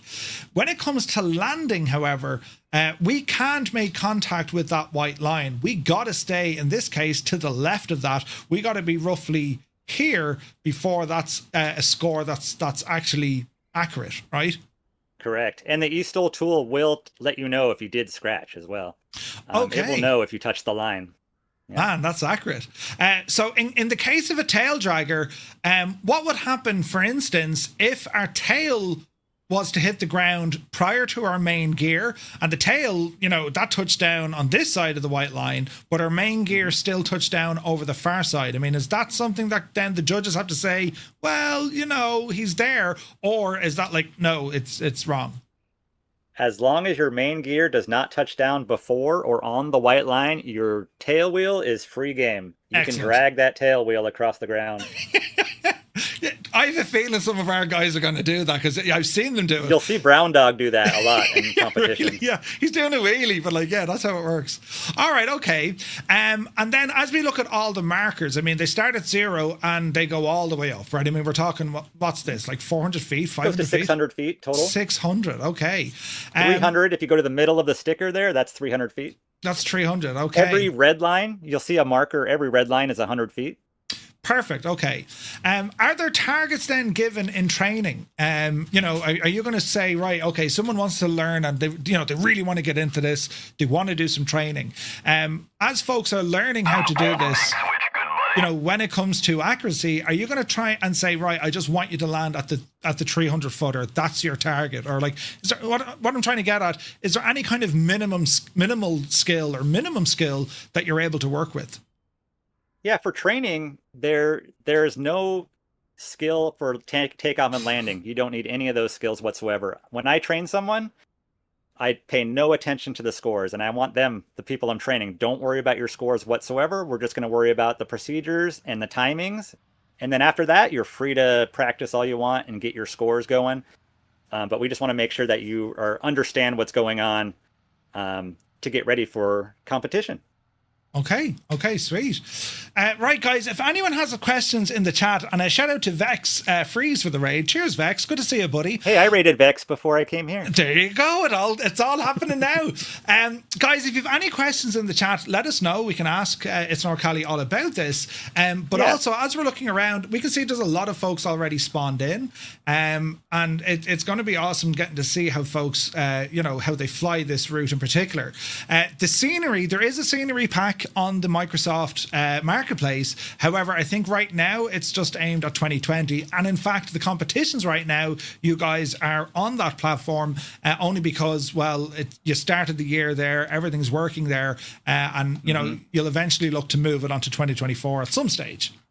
Yes, we're hoping to make it for the start of next season. It's all going to depend on the Asobo updates and if model matching is going to show up correctly, because we cannot measure your takeoff and landings if you're showing up as a different plane correctly. It's just not going to work. It just doesn't work. Yeah. It's just one of those challenges. Now, as I'm just looking around the course here now, so I'm just going out for a little bit of a ramble, and we can see, yes, you do have these flags put down, so we can visually see. Okay, well here's one of the markers, and is it right or left hand pattern? Shouldn't really matter. This one appears to be a left hand from there. Left hand from here, so we can see the next marker, which is just down here. So we're staying pretty close. There's white ones and red ones. The white ones are for a short pattern. Okay. If you follow the red ones, it's a square. It's a square pattern around the course. If you follow the white ones, you'll be doing a 1.5-minute pattern. And if you follow the red ones, you'll be doing a 3-minute pattern. We use the white ones if there's not very many people in your class. If there's 3 or less people, we can tighten up the pattern, make it a little quicker, so you don't have to go all the way around. Because we only need to fit 3 planes in the air with the white pylons. With the reds, we can fit up to 6 and make it, extend it to a 3-minute pattern. Okay, sweet. When it comes to all the different courses, there's great similarities here. Consider motorsport, right? Every circuit, it's so different. But when it comes to stall, national stall and eSTOL, well, it's pretty much the same. It's the same gig, right? It pretty much, it's the same. It's like a football pitch, right? That's the field in which you gotta do your work on. So when you move to different venues, is it the case that there's other challenges that can be added in, be it the weather or time of day or even seasons? Is there any impact to increase or decrease the level of difficulty? Well, as you know, we compete with live weather. So everyone's on live weather. Whatever's happening that day at that location is going to be different at every scenery, and every runway is orientated a different direction slightly. This one in particular is east-west. There's usually a strong breeze coming off the Atlantic Ocean from, going west to east, towards the ocean. But it can change. We've had bad luck at this scenery before. We had the worst weather we've ever had in 2024 season. Really? I think 19-knot crosswind here, and I went off into the trees off to the left on my first attempt. That's incredible. So it really is pick of the day, pick of the weather. Everyone, praying to the rain gods the night before the competition. Please be dry and calm. We're always hoping for a headwind. Yeah, no matter what, we're hoping for a headwind. That's pretty awesome. So a question coming in here from our chat is from Angel. Can you use a biplane? Is there aircraft categorized as stall aircraft as a biplane? Have you seen something like, the pits in there? Not currently. Things can be added in as we go along. And not every bush plane is even available to use. They have to be available on the marketplace. Because we do include Xbox players as well. And for them to join us and have the same options, we have to have everything on the marketplace available. So no freeware from flightsim.to that Xbox can't use. Okay. So it makes sense. So you have a list of aircraft that are compatible. People can choose their favorite aircraft or whatever off that list and say, that's the airplane I want. Okay, no, it makes sense. Brown Dog says, every course is indeed different with many different variables for each. The trees lining the side of the course on this one, for instance, causes a lot of turbulence with the wind and the crosswind. Okay.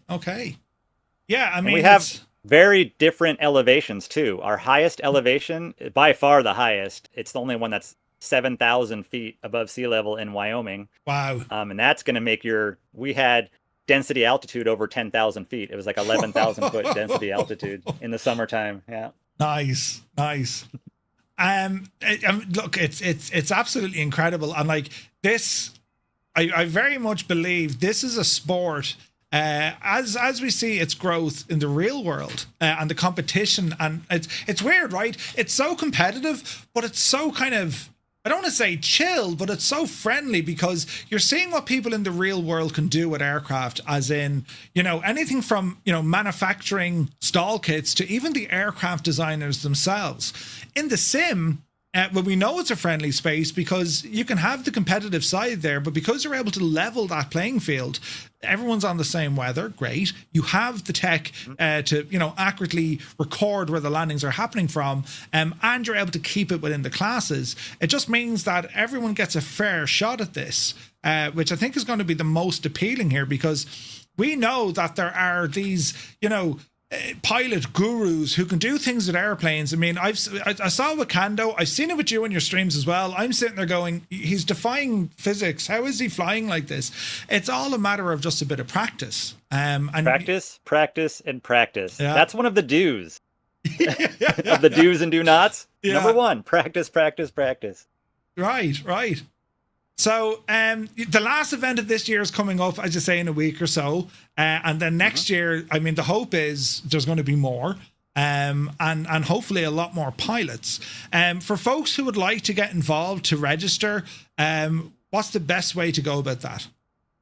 So the first thing you want to do is get yourself certified, and you'll find out when you log into the eSTOL Discord. Mm-hmm. You'll want to open up a ticket and contact a trainer. And it'll be a one-on-one conversation with just you and any of the trainers that are available to train you at that time or work with your schedule. Mm-hmm. And then after that, you're free to register for any of the upcoming events. Now, the events open up 1 week before the date of the event. So you can't really sign up anytime you want. You have to wait for that week, and then we take signups. That's awesome. Okay, well, look, I have a little video here to show. It's from a stream 2 years ago, and it's out at the beginning out at Johnson's Farm, just to show folks what it's all about, with the eSTOL competition. And then I'll also share information. I'll put it here in the chat where folks, in particular when it comes to a link to Discord. The Johnson's Farm was the very first eSTOL scenery created before any of the actual competition started. It was kind of a test scenery, and we're going to be headed back there to do our finals in eSTOL for the first time. No way. In about 6 weeks, 5 or 6 weeks. Okay. Yeah. Okay. Right. Let's have a look. So I have a couple of things here. So we have the official rules. So there's tons of information here. And as I say, most of this is coming from the Discord, right? Where is this now? Yep. National Stall. This should be a link to Discord, which it is. I'll get this popped in here into the chat. So I'm going to put this into the chat here, guys. I see a question from Huffy89. How do you control the weight of your aircraft and fuel? We have fuel requirements for every plane.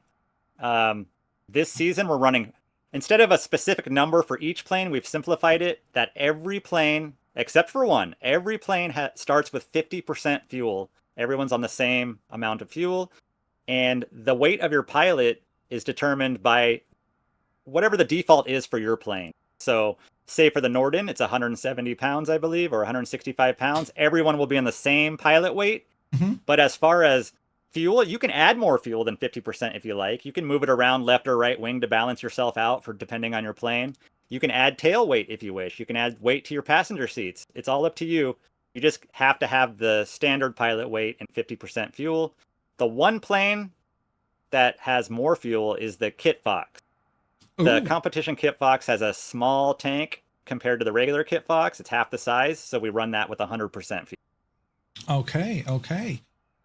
Right, hang on. We'll invite. I wonder, can I do this? Invite a link. All right, lads, try this link. If that one doesn't work, this one should. Direct from the National Stall Discord, because that's where pretty much all this comes in. And Now I that know- Discord, it includes the real life pilots from the real life competitions with the eSTOL pilots and competitions. We're all in the same Discord. that's awesome. So I mean, you can track both the real world and eSTOL with this as well. You So can chat with the real STOL pilots and us. Yeah. I love that. Let me know if that link is working okay, guys. And as I said, that's what their Discord looks like. Check it out. You can see all the rules, real world, and then of course to see it from eSTOL as well. Because there's going to be differences, right? I mean, with the sim, there has to be some differences. But it looks like it's the differences are getting, they're smaller and smaller, right? I mean, that's the objective. I'm sure you guys want to make this we're thing really as trying close. to emulate the real life events. Yeah. All right, sweet. Right, we'll have a quick look at this video. And then, guys, if you have any questions, do be sure to pop them into the chat there. And we'll just have a quick look at this here on the screen, just to give you an idea what this is all about. So we'll play some footage and just have a look at this.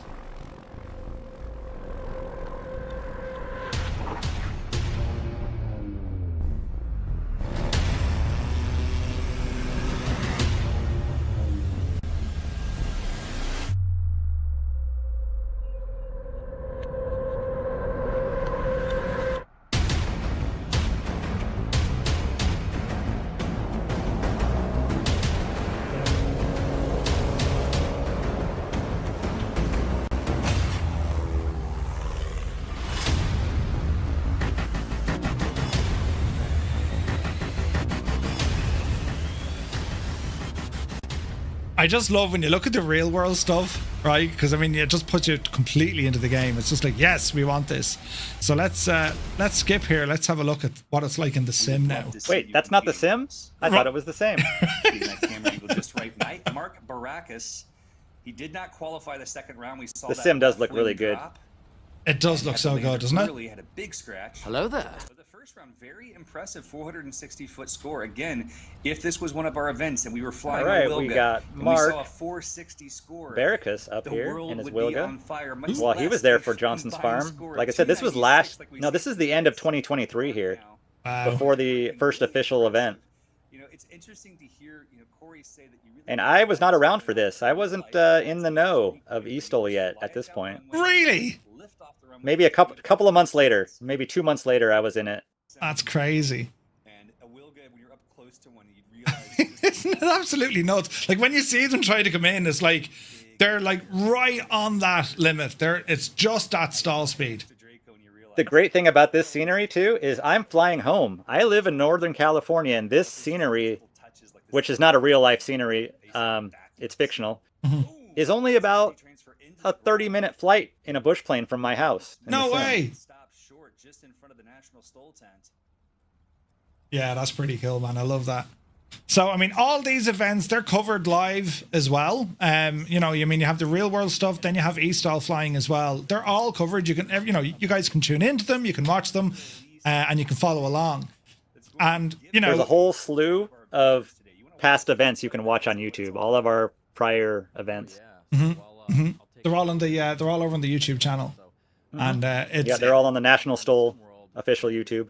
because I remember seeing, was it in Houston? Burstix had he was there with the trailer and the whole lot. At Flight Sim Expo, wasn't it? in Vegas, in Las Vegas. Oh, was it Vegas? That's when they I was brought it? there. Yeah, it was Vegas. Yeah. So like, there's such a huge following for this. So yeah, I'll share this link as well, lads. That'll give you the link to the YouTube I want channel. to thank you again, Murphy, for that ice cold beer on that 110-degree day in Las Vegas. Right? You can't bait it. There's always room for a cold You beer. saved me. Sweet. Right, okay, so a couple of recaps here as Joey Bolo enters the chat. Good to see you, Joey. Hope you're well, buddy. So let me see. We're talking about the purpose and the culture now of all of this, right? So we know there's a competition. We know the scenery that we can grab. We know we can compete. We just need to register. And as you say, there's going to be a little bit of an introduction. There is a test, but as you say, you got 100% pass rate. And there's going to be a list of aircraft that folks can pick either which category they would like to compete in and the aircraft in which they want to fly. And as we know, the competition, I mean, you're literally talking feet, right? I mean, like the difference between some of these pilots, it isn't like, you know, you've one pilot who's always landing within the first 100 feet and everyone else is at 500. This is quite competitive now. You know, as you say, practice. You're going to be practicing constantly to try and get yourself the best possible landing. And what really makes the thing interesting is on live weather, everyone is battling on live weather. And like even now, I'm not using live weather, so I'll turn on live weather just to see the difference, because like that's going to change the wind direction and all the jazz. And we probably need to go on live time as well, right? Which is not accurate. So 21. What I would say about live time, we always compete at the same time of the day every event, which is 1 or 2 p.m. Eastern time. 2 p.m. Eastern, which is about 2 p.m. Eastern. So if you want to really practice and use the lighting that you're going to have for the events, I would practice at those times of the day so you don't have dusk or sunrise or too dark. Okay, so I've set the local time to 1400 and we're on live weather, right? And let me see if we can see where the wind is howling from. Okay, so yeah, we're at the wrong side. So let's just look at the clouds, right? So let's just move us out of everyone's way. And in terms of, you know, let's say we're in the competition. I mean, can we be spawned in watching what people are doing, or, well, there's only room for those who are competing, right? Not. We only want competitors and camera crew, production crew at the events. We're trying to minimize the lag spikes that could happen with having too many people on the ground. It's going to affect some landings. You might get stutters with too many people on the server at the same time. So we limit it. Some people have found us, and they've been respectful that they'll hang out pretty far away and maybe use their drone cam to come over and watch us. Tell me, is there scope for teams to enter this rather than single pilots? And what I mean by that is there scope? Now, it's probably not now, right? But would you think it might be a possibility if you had like our community, right, Fireflies, or your own community, and you say, right, we want 6 pilots to compete in these competitions, and you know the way each pilot gets 3 turns. Well, do you think there's scope? Can that be looked at? Because what I potentially see is a lot of interest from a lot of people, and if there was a team element, like you'd see, like in, you know, endurance racing, right? I mean, 3 or 4 folks got to see the same, or got to see the same car. Is that something, or it's just easier to keep it as a solo entry? It's definitely easier to keep it as a solo. The real life events don't use teams in that regard. But I would say anything's possible if you'd want to talk to our eSTOL director, ADK. Maybe there's room to make do some sort of teams scenario in the future. The only reason I'm thinking on it, right, in the real world, okay, both sim and real world have a finite number of entrants, right, of people who are able to fly. But like, you know, when you see some of the stats from Microsoft Flight Sim, you know, they mentioned 10 million pilots. It's you know, I mean, what's the upper levels here, right? I mean, it could be something maybe to look at. Don't worry, I'll annoy them. You don't have to worry about it, Callie. I'll annoy someone about, hey, I've got this great idea. But I think it could be fun. Or certainly, listen, before we even brought it to eSTOL, I mean, communities could certainly do their own in-house stuff to say, right, guys, you know, we want to put forward the best pilots. We're going to run our own little mini adventures, and, you know, the best pilot in each class then goes forward and they can enter into a competition or whatever. It could be a good way to engage with different communities as well.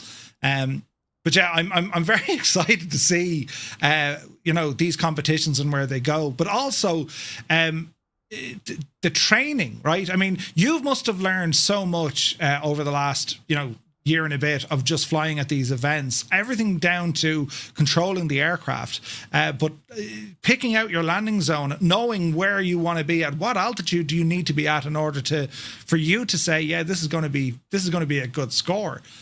So I'm very interested to kind of see that translate into training as well. And as you've mentioned, you do training. So what's the best way for folks to be knocking on your door to say, hey, can you train me? Is it going to be via Discord as well? People can catch you over there? Yeah, yep. Okay. Yeah, it's via Discord. You'll want to contact a trainer within the eSTOL Discord. And we have many trainers. I think we have 5 or 6 of us. As people get more familiar, we add more trainers if needed. And yeah, if you want to, you're feel free to request a certain person and work with that schedule. I'm more than happy to train people on my stream or off stream if you're not comfortable. But we communicate in Discord voice. Sweet. Okay.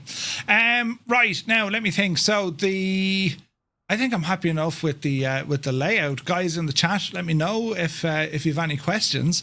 But I think you've made it very clear for us. I mean, we get 3 goes. The environment is defined by live time and weather, or real world weather, and you tend to launch these at about 2 p.m. Eastern. Depending on where the event is held, that brings its own challenges when it comes to, the weather, density, altitude, as you say. I mean, the highest elevation, 7,000 feet, that's crazy. That's like proper crazy, because you're flying in a very, very different airplane at that stage versus almost all of them are closer to sea level. However, there's one, I think, maybe 2,000 to 3,000 feet after the 7,000 foot one, and most of them they're all below that. Okay. Right. Well, what we're going to do, I'm going to jump in and give this an old whirl and see what happens, right? I mean, what could possibly go wrong? And we'll see what happens. So maybe if it's okay, Callie, if you just stay put, and if there's any, I don't know if you can see the stream, but like, is there any tips you can give? Is there any tips you can give me to say, do it this way or don't do it that way, or try this versus that? I mean, do you just have at it and see what happens, or what's the best way to to try it out? Well, I'll give you a couple of things. Things can happen in the sim. You can have a sim crash during competition, but the most important thing is not to freak out. Don't worry about it. We'll try to get you back in as best we can. We might even put the guys in a holding pattern to try to get you back in, depending on how fast you can get back in there. There's a couple of quirks about competitions, such as you don't want to use your parking brake. The second you use your parking brake on the line, you forget that it's set, and you nose over, and your day is over instantly. You're done. Yep, that could definitely happen. Another thing, you're not allowed to back up. If you pull up to the white line and you go over the line, you just have to start with that disadvantage over the line. You have to eat those few feet up that you go over. Oh, wow. You're not allowed to back up. Okay. And tell me, what about restrictions on using cameras? I mean, do folks use external camera? Do they use the internal camera? Does it matter? You're free to use whatever you're comfortable with. We're allowed to use, if you could be not a seasoned pilot. It took me a long time personally to start exclusively using cockpit view for takeoff and landing. Oh, really? I'm more comfortable in it now. But you're allowed to use external cam if you wish. Okay. Right, so I think that's you lined up here beside us. So let's see if we can get up here alongside. And there's all sorts of different skills being applied, especially, when it comes to, are you going to use flap for takeoff? Are you going to try and take off first and then apply a bit of flap to give you a bit of a jump? I mean, there's a lot of... Yeah, every plane is different on what and the wind is going to play a big factor on what flap settings you want to use. Okay, right. Well, let's see what happens here. So, it's a left-hand circuit, right? From this direction, we'll be turning right. Right-hand circuit, okay. Right, so let's see what happens here. So, I'll get up in the air if you want to follow me around. I'll follow you around. That sounds like a plan. All right. Let's see. On this wind setting here, we have 15 knot headwind here. All right. I'm going to go full flaps with the Norden. I'm going to engage my front slats. You can see them come out. Yeah. I'm not copying you at all, by the way, right? I'm going to set my trim very aggressive. Nose high.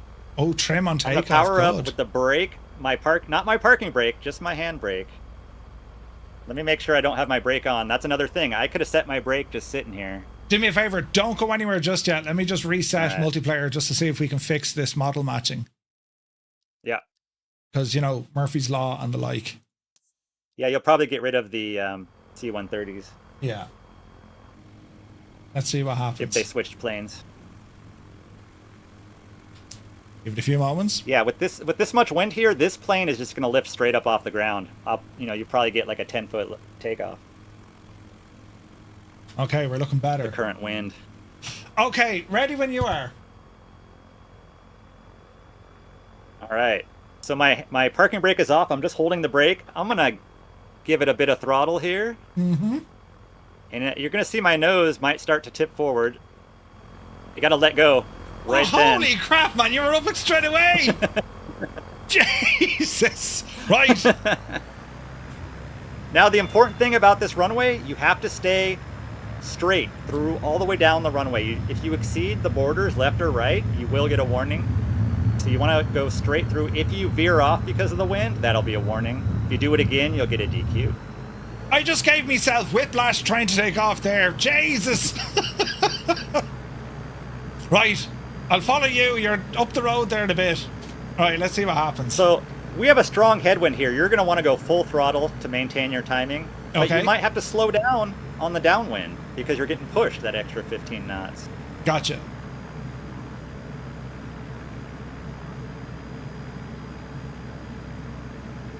So yeah, we're aiming for around 100, 110 knots around this pattern, 500 feet above the ground.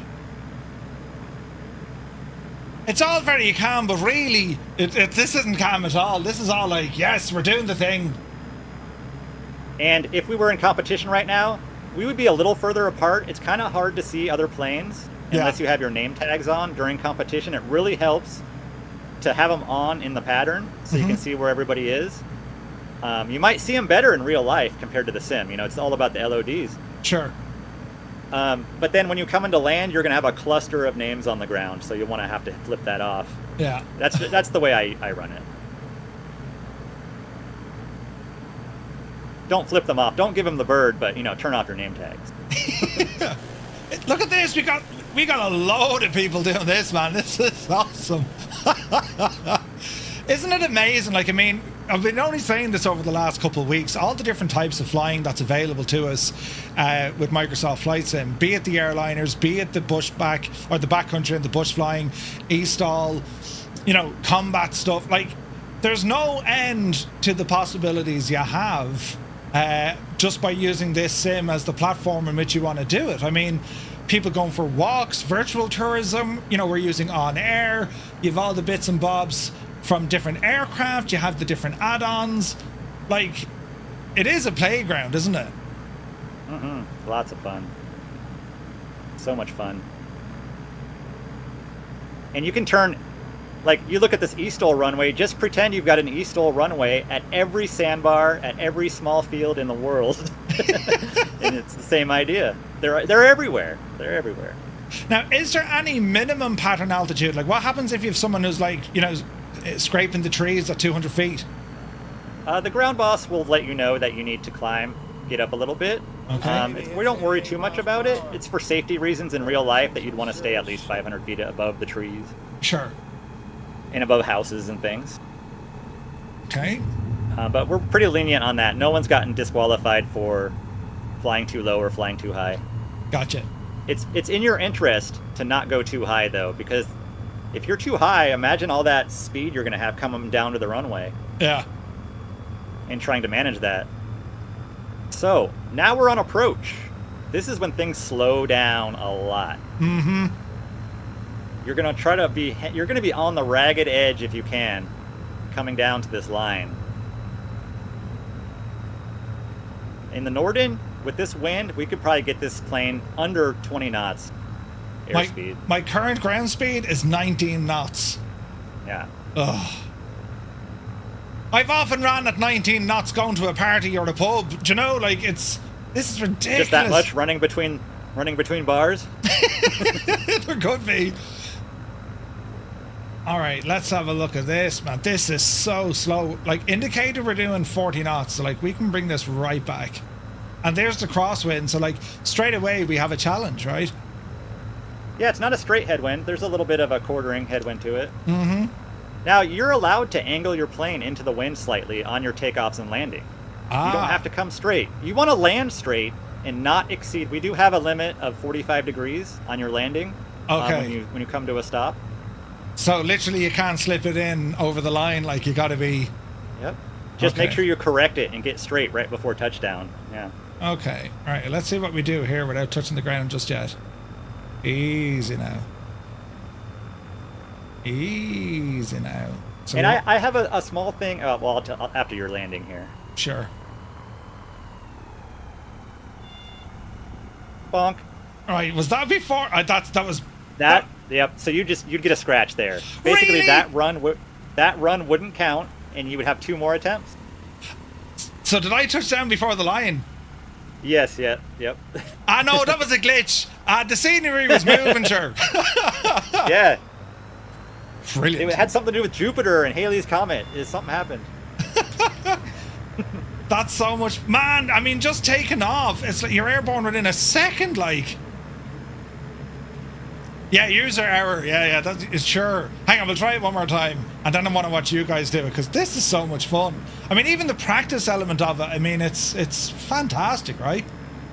So what we just experienced is like I was just starting to talk to you, and maybe I distracted you while you were coming into land. Yeah, And that's exactly what it was. Yeah. Oh yeah. That's exactly what we don't want to happen in competition. We try to keep the comms have to remain clear on everybody's landings, so there's no distractions. Gotcha. Okay, I'll do the shorter circuit here only because nearly everyone's in. So. Yeah, I think Yes, there was an issue with was the nut nut. at the front of the screen. Yeah, thanks. Sure, the Irish invented Stol. That's right, Keen. Yeah, that's right. We invented all these It was things. a loose nut. Yeah.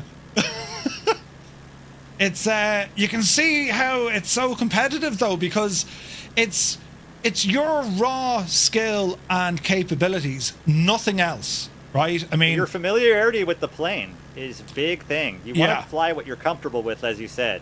yeah. Not who you're competing against or what you're competing against. Fly the plane that you are most comfortable flying with that we allow in the competition.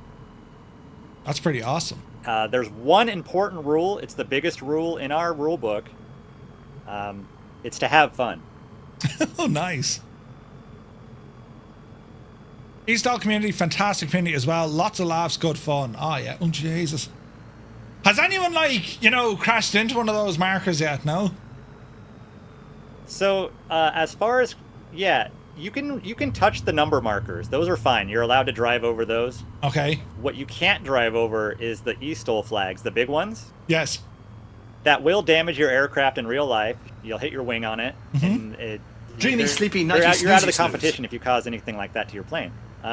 So if you do that in the competition here in eSTOL, you will get a DQ for running over the flags, running over any of the people, any of the scenery besides those numbers. Okay. The low numbers. Okay. Captain Gaiman. Other planes. You touch another plane, both of you are out. Oh, really? You don't want that to happen. We have to respect distances between people. You probably won't make it too much further in the season or being allowed to fly if you purposely hit anybody. Yeah, like, look, it makes sense. Like, I gotta say, right, for a what's the word I'm trying to use here? But like, for an entire campaign that is National Stol, to see what the guys have done in the real world, to carve out their own bit of competitive space, and now we can see it now at eSTOL and the Sim, which just makes it so much more accessible globally. You can see where you can have fun with this thing because it's super competitive, but it's super fun. And oh Jesus, hang on now, easy now, Jemima, hang on. Oh, Power energy management, power energy. With all this headwind, you have to add way more throttle. So that didn't go according to plan either now because I felt myself hit the thing before the yoke. You want to keep going though, right? You want to What keep you're trying. experiencing here, you're experiencing the almost being nervous because you're being watched, you're being scrutinized, and you don't want to make a mistake, which causes mistakes. 100%. I mean, look, Jesus. And Oh no. that happens in the competitions. And I would say it takes a good 3 events during the season if you're brand new. It might take you to your 4th event before you're really comfortable Right. not being nervous. Things Oh, happen. man. It's so much fun. Like, I mean, look, Toto, like airborne straight away. And you know what? It's knowing that you have 3 runs at this. So rather than trying to nail it on your first run, because that's what I tried to do, and then the second time I still dropped short. So I think the plan is try not to drop short. Your first attempt should be just trying to get a score on the board. Yeah. No matter what it is, get a score, because everyone else in your class could wreck their plane and you win. Yeah. That's so freaking cool, man. So idle cut off. Go on, Dave, you devil. Now, say if you bounce it, is it where your wheels stop, or is it like where do you actually record it from? Correct, yeah. On your takeoffs too. We've had experiences where you take off, you get off the ground, and then you set your trim, or not your trim, you set your flaps up, and your plane drops, and you touch the ground again and take off again. Your takeoff is going to be determined from the last place you took off from, not your first one. And as far as landing and you can bounce all you want as long as you don't exceed the G limits, the landing rate. So your that A400 did a better job than me. So it's literally where wheels make contact. That's it. You know, you could stop 10 feet down the road, but it's where your wheels make contact. And yeah, you have to come to a complete stop. No, you have to come when you come to a complete stop. That'll be your score. Okay. Makes sense. So you roll it. You know, like, and if you have the wind can switch direction on us too. We've had takeoff and landings with the tailwind because the wind switched up mid competition. No way. In the middle of our heat, so we're having to deal with maybe our first attempt was a nice headwind, and then on our second and third it's a tailwind. We really can't beat our first scores. That's your score. Okay. So there's Heisenberg. Now we can switch sides of the field. Depending on the wind, we can switch sides, but we do that between heats. We don't do that during mid-heat. Okay. Whoa, he was off in 20 feet. Heisenberg, I always knew you were handy at that. Did you see him? 20 feet. Here's Toto. Go on. Oh, no, just before. This is nice wind for takeoffs, for sure. Jolly God. And you can trim the grass with your wheels as long as it doesn't register as a touch. Oh, really? In the app, you'll be good. Yeah. Okay. Look at Sunjammer in the Wilga. Or not the Wilga, the Draco. Are you mad? Like, what has been, I suppose, what's the most popular aircraft you've seen? I would say the Wilga is the most popular one right now. Okay. More people fly the Wilga than any other plane. The L19 is in there. Noel K. Oh, that's looking good, Noel. Nice. Shout out to Got Friends. Their planes, I think, are the best for our Stol competitions, really. Ooh. And they sponsor the event as well. It's pretty cool. It's great to see inclusion of the flight sim community here. I mean, that's friggin' awesome. Someone mentioned if the Aeroprat is going to be available once it's in the marketplace in 2020, and the thing is nothing is based on available to eSTOL from what you see in the sim. It has to be approved by the ADK and get into the rule book. It's a bit of a process getting a plane ready for eSTOL, and so that it's available to use. When we move over to 2024. We're going to have more planes available, different planes available for sure. Oh, yeah. More options. Oh, Soaring AJ, I think that's just fantastic. I have a note to say about go-arounds. Oh, yes? Specifically, go-arounds are encouraged. Oh, okay.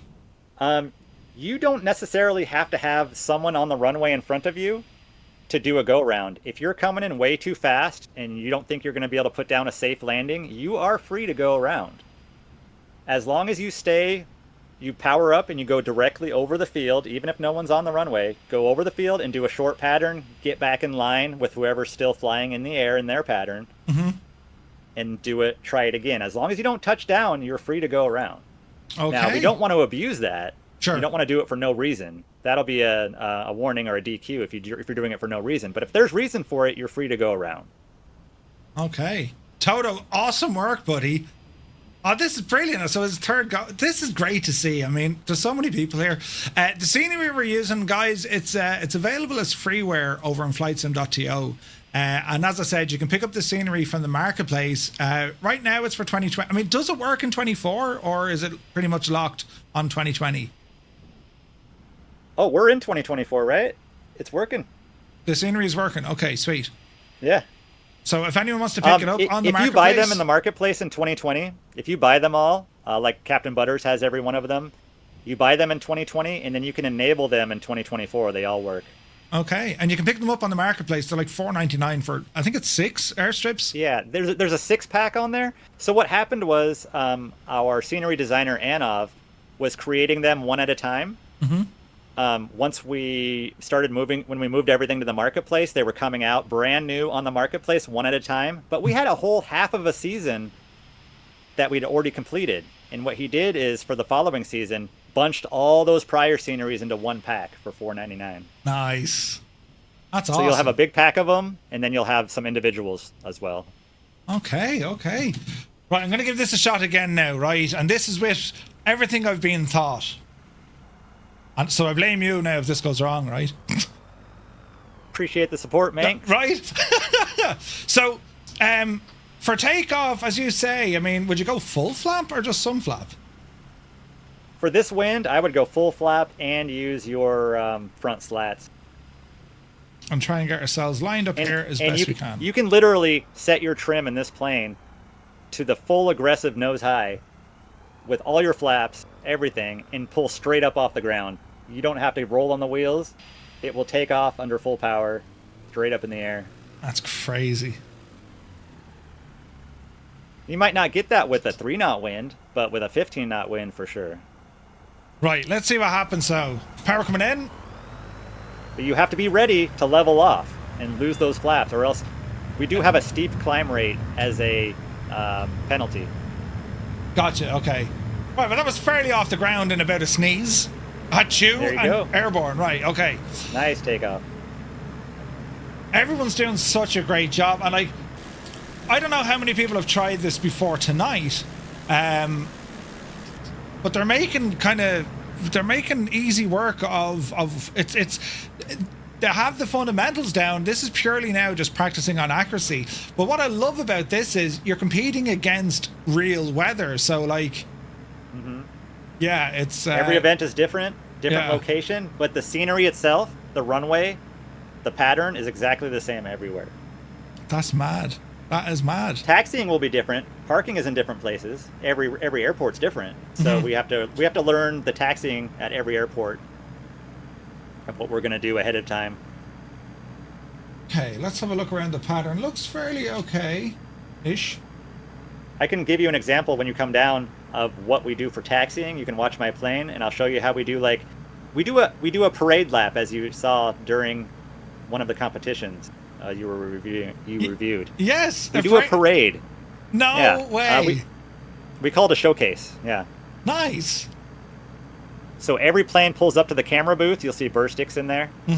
And there'll be somebody in a drone cam circling your plane and talking about you as a competitor, talking about your livery. You know, we can have custom liveries you can design.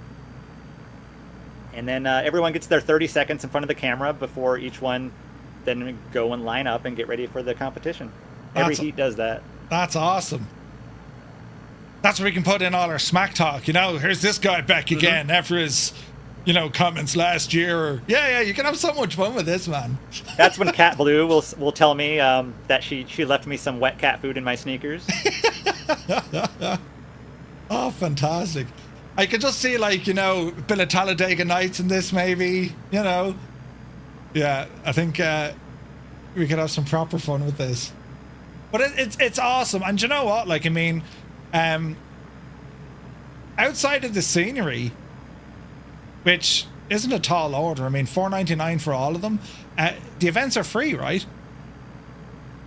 Yeah, there's no registration. Oh, behave. The fee is the scenery. That's it. The fee is the scenery. So, yourself, the developers, and everyone else supporting this included, this is your hobby, clearly, but you're giving up your free time to provide everyone with a great experience. Yeah, and we're all volunteers behind the scenes as well.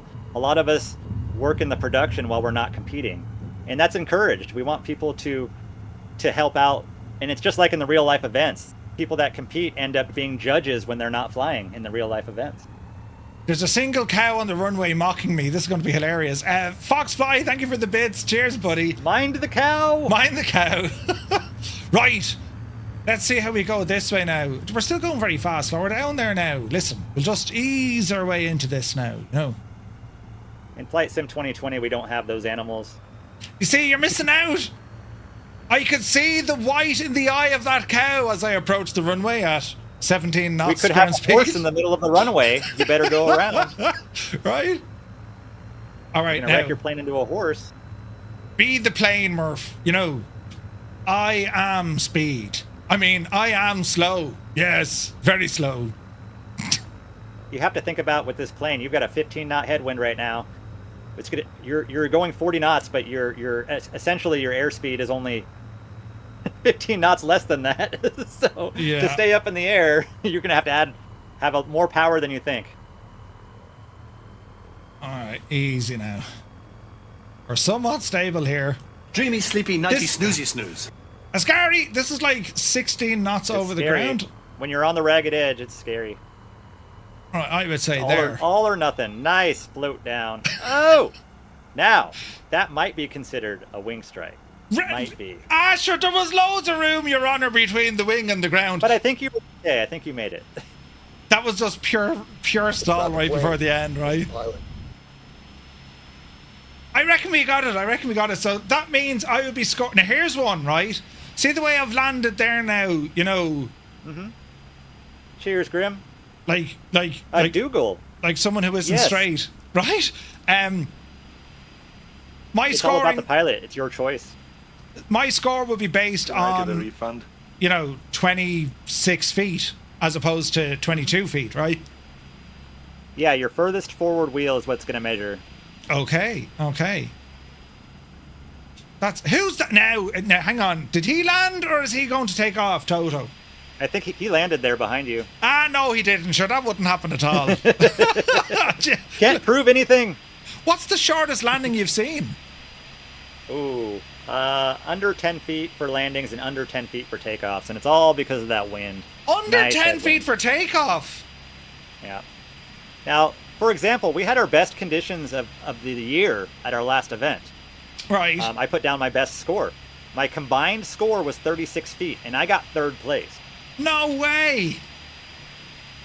Combined 36.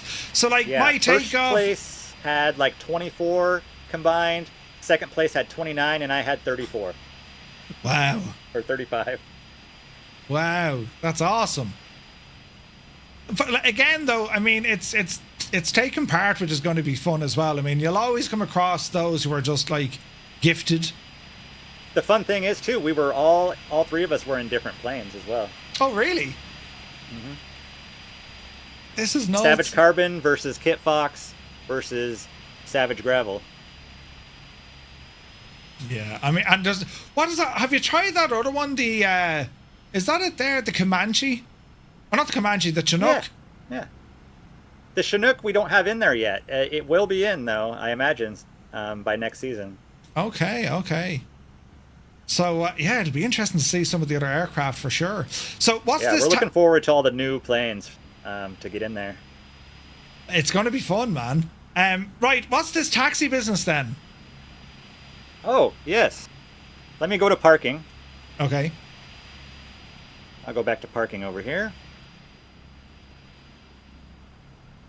Now, the wind is taking me away. Sorry, Blaze. And this is a real thing that happens during competitions. If you're taxiing and you wing strike because of the wind, and when you turn a corner, if they catch that on camera, you'll be out of the competition. It considers it, even when you're not competing, when you're just taxiing, you can nose over. If that's caught on the camera, well, then you're done. No way. So over here we have rows. There's rows of parking here with these blue cones. Mm-hmm. Every class will be in their own row, front to back. This is kind of a weird configuration here. There's only 3 parking spaces. Like I'm in number 1 right here. There'll be 2 more behind me, and it goes down the line like that. Okay. So we might have, say we have 6 planes for unlimited class, which the Norden would be in. It would be me, somebody behind me, and someone behind them, and then right next to me there might be another row, 1, 2, and 3, and that would be our 6. Okay. So the competition, the production crew would say, "Oh, hey, all right, you guys can move up for your showcase." So we'll get staged up for our showcase here. One by one, we'll follow each other out, and we're gonna end up on the direction with the headwind. So we're gonna turn left here, and we're gonna taxi at maybe just above walking pace, whatever's safe. Maybe jogging pace. You don't want to tip over. When I turn this corner, it's going to be pushing my wing to the right. Yeah. So I got to be real careful. Keep that tail down. You might have to hold your stick back, get that trim super aggressive so you keep that tail planted, or else you have a risk of spinning, doing a ground loop. So what we would do is maybe I would stop right here at the flag, at the billboard here. Everyone would be staged up. There's Steffi behind me. Steffi's very familiar with this as well. Steffi is actually the one that created our eSTOL tool. Oh, nice. Now, production would say, all right, we're ready for showcase. All right, we have to have the YouTube ready, no commercial break going. So one by one, I would pull up here. The next person would wait where I was. And we'd pull up to this box up here. This is where the camera tent is. This is where Burstix is inside this trailer here. And I would park. Don't nose over. If you nose over here, you're done. So you got to make sure you're coming slow. Don't let it tip over. That'd be like the best thing to do. Fantastic. Here's our new entrance. No, Look, he's not. We're in a tailwind here. We're in a strong tailwind right here. So you have to be really careful. So they'll talk about us on the YouTube for about 30 seconds. The ground boss on comms will tell you, all right, Callie, you can move up. And the next person would come up and get their 30 seconds. Okay. Now, we only do this once for each class. Okay. We'll do our 3 runs after this is all complete. Okay. So then I'll pull up here. Since I'm first, I'm free to get staged on the line, ready to go. The next person will line up behind me, and so on. Everyone will take a slightly wider turn to get lined up behind each other. So we don't want anyone running into each other. Oh, so single file, one behind the other. Yep. I'm going to be real careful in this line. I'm in third-person view just so I can see my wheels. Yeah. And I'll stop right there. All right. So I'm actually a little bit over the line. I could have stopped another like 2 feet shorter than that. That might register me as... So the distance starts at the back of the white line. That's where the 0 foot is. Okay. So right now, I'm actually sitting at like 2.5 to 3 feet. Okay. And one by one, Steffi will get behind me right there, and the Chinook, I think that is. No, that's the... I don't have the Chinook. That is the Arrow. We don't have the Arrow in eSTOL, actually. So we'll have up to 6 people in this heat, and they'll all line up together. And then once everyone's lined up, we're waiting for the production crew to give us the green flag. We'll get the green flag, and basically, first person up would be free to take off and start our 3-minute pattern. They always have new people in the back, so you don't have to worry about leading the group. If you are new, you'll have somebody to follow. Okay, makes sense. So 30 seconds later, we'll be counting them down. And so we keep everyone spaced out evenly. That's crazy. That's how the showcase takes place on the ground. We do that at the beginning of each heat, beginning of each one. But now we're free to do our 3 runs. We'll do our pattern. I'm going to make a short pattern here, just in the sake of time. I'll do a short pattern, come back around. And I'll show you what we do once we land. So a question there from Flying Digs. Is VR allowed? I think it is, right? Yes. And full motion rigs are allowed as well. And you don't have to have rudder pedals. You don't have to have any equipment. You can compete with an Xbox controller at 720p if you wish. It's all up to what you've got. Nice. What you have available to you. Neil D Now, says, guys, you guys I have can't probably see seen you. Smitty in the full motion rig. if you have a full motion rig, it's in the rule book, you have to wear a 5-point harness. If you don't, you're DQ'd. Really? Brilliant. Neil says, can't see in 2024 Southeast Asia. Are you on by any chance Sim Update 4? Also, Mr. Longbow, welcome in. If I've missed anyone, lads, you're very welcome in. This is a different kind of flying altogether. Oh, no! We're in a bit of a free-for-all here. There's been a terrible accident. It's all right, Blaze. Quick, no one saw it. Run away into the trees. Yep. That's a DQ. Poor old Blaze, and he got a terrible blast there as well. But we can blame you. When someone noses over on my stream, I make a point to say, wow, that was embarrassing. All right, so it's all happening now. So Angels 1-5 looks to be blasting off, and then we're going to get Callie coming in. All right, here we go. See, I'm coming in kind of high. I like being up here until I get much closer. Yeah. Lots of smoke on the ground. I got lots of smoke on the ground. This is not a distraction at all. See? Cutting power and dropping down. Now, I'm floating a lot because of that wind. I could have cut that a lot sooner. Okay. Well, you'd stopped within 50. Yeah. In this weather, if I, after a bit of practice, I would get it definitely under 20 feet. That's what you'd shoot for. Okay. So what happens here? We touch down, Oof. and the ground boss is going to say, clear. Basically, we've got your score. Your score has been registered. So I would pull off to the left here. Okay. There's someone coming in behind me 30 seconds away, as soon as I touch down. Oh, so you want to get out of there. Yeah. Aggressively get out of the way, safely and aggressively. Mm-hmm. And I would line up right here at this eSTOL flag. Right here. And then the next person would come in to land. They would do their thing. They'd get the clear to vacate the runway. And they would come in behind me, just like Steffi's doing right now. And we'd line up again, just like this, until the final person comes down. Nice, okay. Once the final person is down, the first person up is free to move back up to the line and start their second attempt. And we do that 3 times.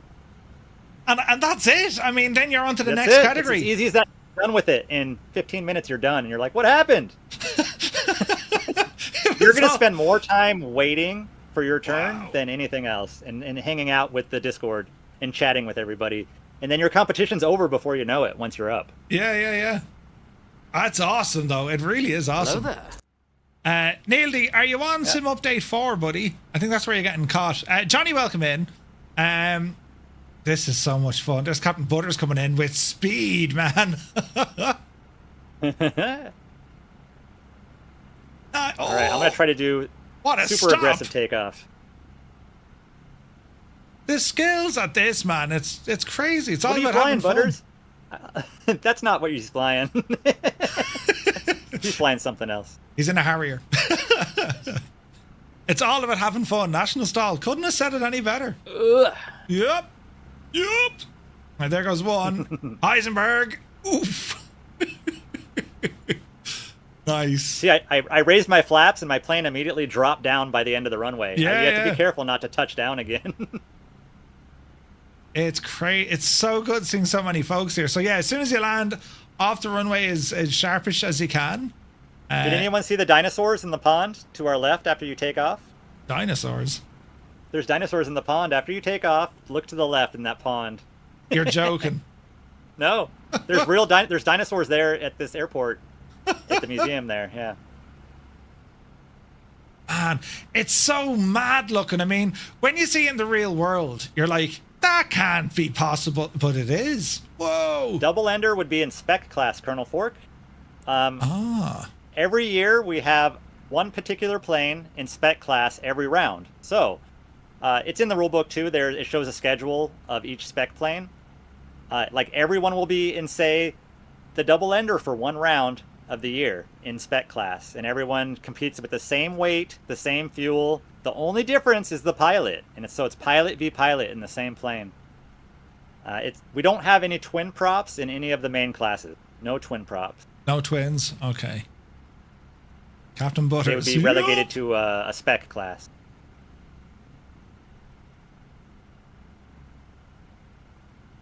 It's quite amazing, and considering then as well, I mean, this is open to Xbox pilots, and I imagine it's only a matter of time at some stage, you know, although you'd have to probably run those events on the PlayStation Network separately, so there'd be a PlayStation only event without crossplay. But you could technically have this on PlayStation, right? Yeah, as far as I know, the PlayStation doesn't have a marketplace at all, though, available to them. Well, they'll have the instant marketplace. Do they? Well, they will have, but there's no crossplay. Oh, they will so, eventually? Okay. Yeah. But like the idea of it being is you could run eSTOL just on PlayStation. You know, or until like we shout loud enough and like someone somewhere says, "All right, go on, you can have crossplay." I'm really bummed out that PlayStation isn't in our servers. You know. Yet !! Soon. Yet. We make enough noise. They'll throw it in there just to shut us up. You know. That was a scratch. Was it a scratch? Okay, this brings up something important. Okay. Even if you scratch and your run is over, you have to come to a complete stop on the runway for it to register your score. Even if it's a scratch. Even if it's a now, scratch. There is a way to protest your score. If you think that something went wrong and it wasn't recorded correctly, or you got this score, but they say you scratched and you don't think you did, you can submit a ticket within a timely manner. And get it solved within 24 hours. We have to rewatch the VOD, you know, watch your footage to see what happened. Okay. The important thing is not to get discouraged if something happens during the event and your scores don't show up correctly on screen. Don't be like, "Oh, I got this." We're like, we have to fix it right away. That's not right. Like, I've had times where my scores weren't correct, and it shows up that maybe I got 4th place overall, when really I might have got 2nd place. Oh, really? Yeah, and that'll be fixed up later behind the scenes. Unfortunately, It might not show up on the stream, you know, live. Yeah. You just have to kind of let your ego go a little bit and just go with the flow. Yeah. Let everything run its course. Nice. Well, it's great that we can see this now, and you know, Kladsky, look at this state of Kladsky, that was amazing. It's great now that folks get an idea. I mean, understanding how the competition works, some of the do's and don'ts, in terms of, you know, the parade, right? Your taxi parade. When you land, full stop, get off the runway as quickly as you can. And like, you know, it's important to note that when you land and you stop, your score is registered. You don't take off again. You circle back around, back into the queue, right? Okay. Yep.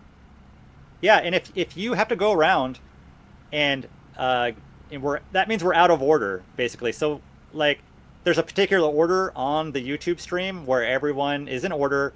The flight director will switch to each name. Now, the name might not be correct on stream anymore if you're out of order once you get back up in the air. Gotcha. So what we have to do is shuffle back into order on the ground once everyone's down. Okay. Makes sense. A couple of things here. PC issues can happen, like I said. You could have a sim crash, you could have stutters. We try to mitigate any stutters as much as possible by, you do not want to leave the server or enter the server when anyone's competing. Everyone has to be on the ground, because we don't want a stutter to happen right when someone's trying to touch down on their landing. It's going to ruin their score. Yeah. So that's one of the do nots. Do not leave the server. Do not enter the server while the competition is going on. Wait till someone in Discord says, "Okay, you can spawn in now." And then we'll get you back into the sim, especially if your sim crashes, and so that you can still compete. You might lose a round, you might lose 2 rounds, you might only have 1 attempt if your PC crashes, but we'll get you back in there. Nice. Another thing is we have all age groups. We have someone as young as 14 in eSTOL. We have someone as old as 81 years old. No way.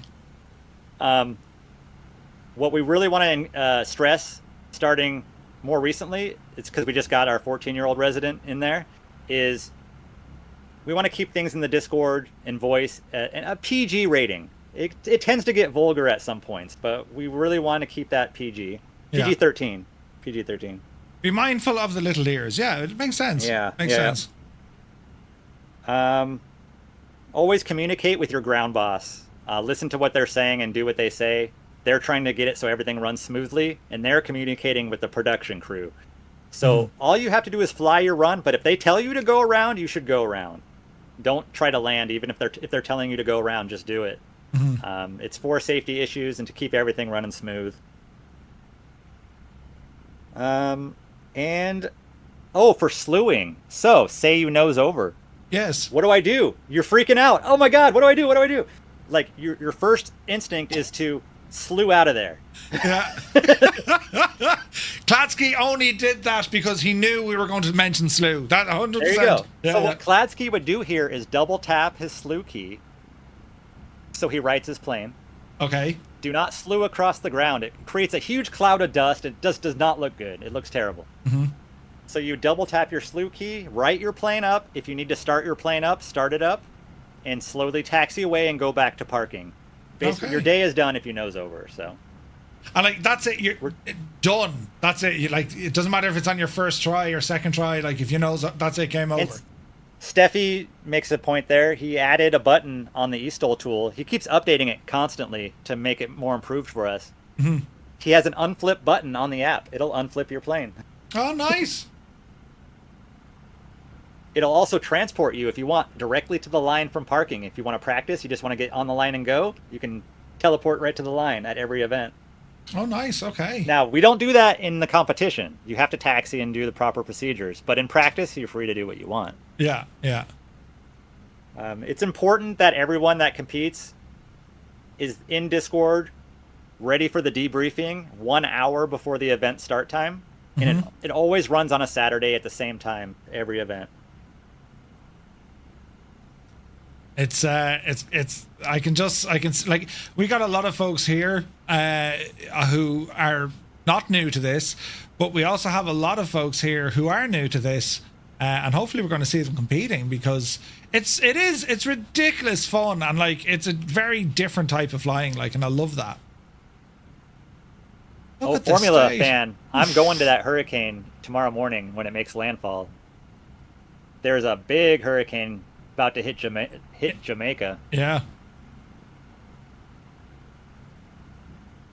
Man, this is so much fun. Right, guys, anyone have any questions in the chat for itzNorCally or anything with the national eSTOL? Fire away. Yeah, it's a lot of fun. Captain Butter says, really recommend it. itzNorCally certified me on Friday. Was a lot of fun. It's a completely different type of flying altogether. Yes, Muse Van. Brilliant. And it's strange. For me, this is the only type of flying I do. To me, this is not strange. This is normal. To me, what's not normal is trying to fly an airliner. Yeah. Edgeglow wants to know what your favorite airliner is. I haven't flown it yet, but I'm going to say it's the ATR because it's very bushy. The ATR, that's a good shout. Jalagod, real nice. Heisenberg, nice. Yeah, I think I'm going to fly my first airliner stream on Wednesday, actually, for Halloween week. A spooky ATR flight, bushing. Yeah, to be fine. Nothing to worry about at all. What aircraft is Toto flying? Good call. It looks like... Hey, morning, MP. It looked like the Norden. Now, I've competed in 2 different planes. All last season, I was in the Savage Carbon. Okay. And then all this season, I was in the competition Kit Fox. But I switched it up for the final 2 events of the year. I wrapped up first place in the season standings with the Kit Fox. Okay. 2 events left in the year. I said, you know what? I'm going to go back to my plane from last year. So That's a big 10-4, good buddy. I'm in the Savage Carbon again. No. And you're free to do that as long as you let production chat know that you are switching planes What for you're the doing. next event. Yeah. Nice. Edgeglow, thank you so much for the gifted sub. Cheers. Best plane is the stock Savage Cub, says MP Troll. MP Troll is, that's what he competes with in the eSTOL. And he is our one Xbox competitor right now. Oh. So we have to, that's another thing about Xbox, is they can't use that eSTOL tool. PC users are required. You have to use the eSTOL tool. Yeah. Now, that makes it easy for judging your scores. For Xbox, we have to do a visual. We have to visually look at their scores. It might not be exact compared to the PC guys, but we'll still get the scores as close as we can to what you got.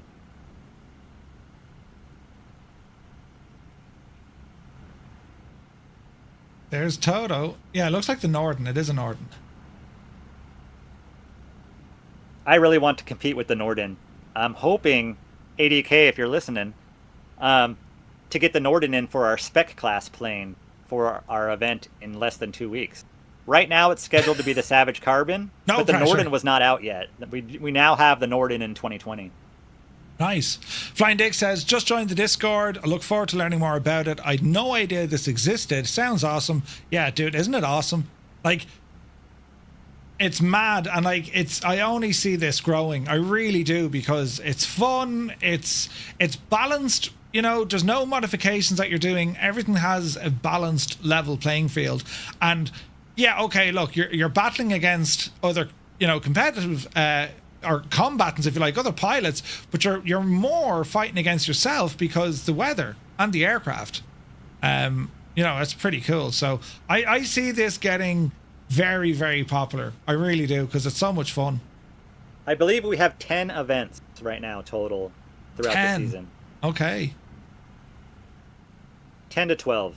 I'm not sure the exact number. Yup. Man, that scout can really get world airborne. Record? The world record for us is under 10-foot takeoff, under 10-foot landing. Real world, I'm not sure. They've had guys that take off in less than 10 feet for sure. Like, think Steve Henry. Sounds like there's an opportunity for an eSTOL standalone sim that could cover all the platforms. Maybe. When will there be a Firefly Air League? Well, I want you guys to take part in this. I mean, it's what you're going to. And anyone here that's watching that likes what they see and they want to join us for the final event of the year, you can get you still have time to get yourself certified to get ready for the event in less than 2 weeks. Nice. We encourage anyone to join as soon as they can, because as soon as you get all your jitters out of your system, the nervousness, like I said, it takes a good 3 events before you get comfortable. At least it did for me and from people that other people I've talked to. Like, it's gas. It's something so simple yet brilliant. And even you go back to the grassroots of when Stol pretty much started off and how it kind of carved its way out now into, you don't want to say an extreme sport, but like it's the skill.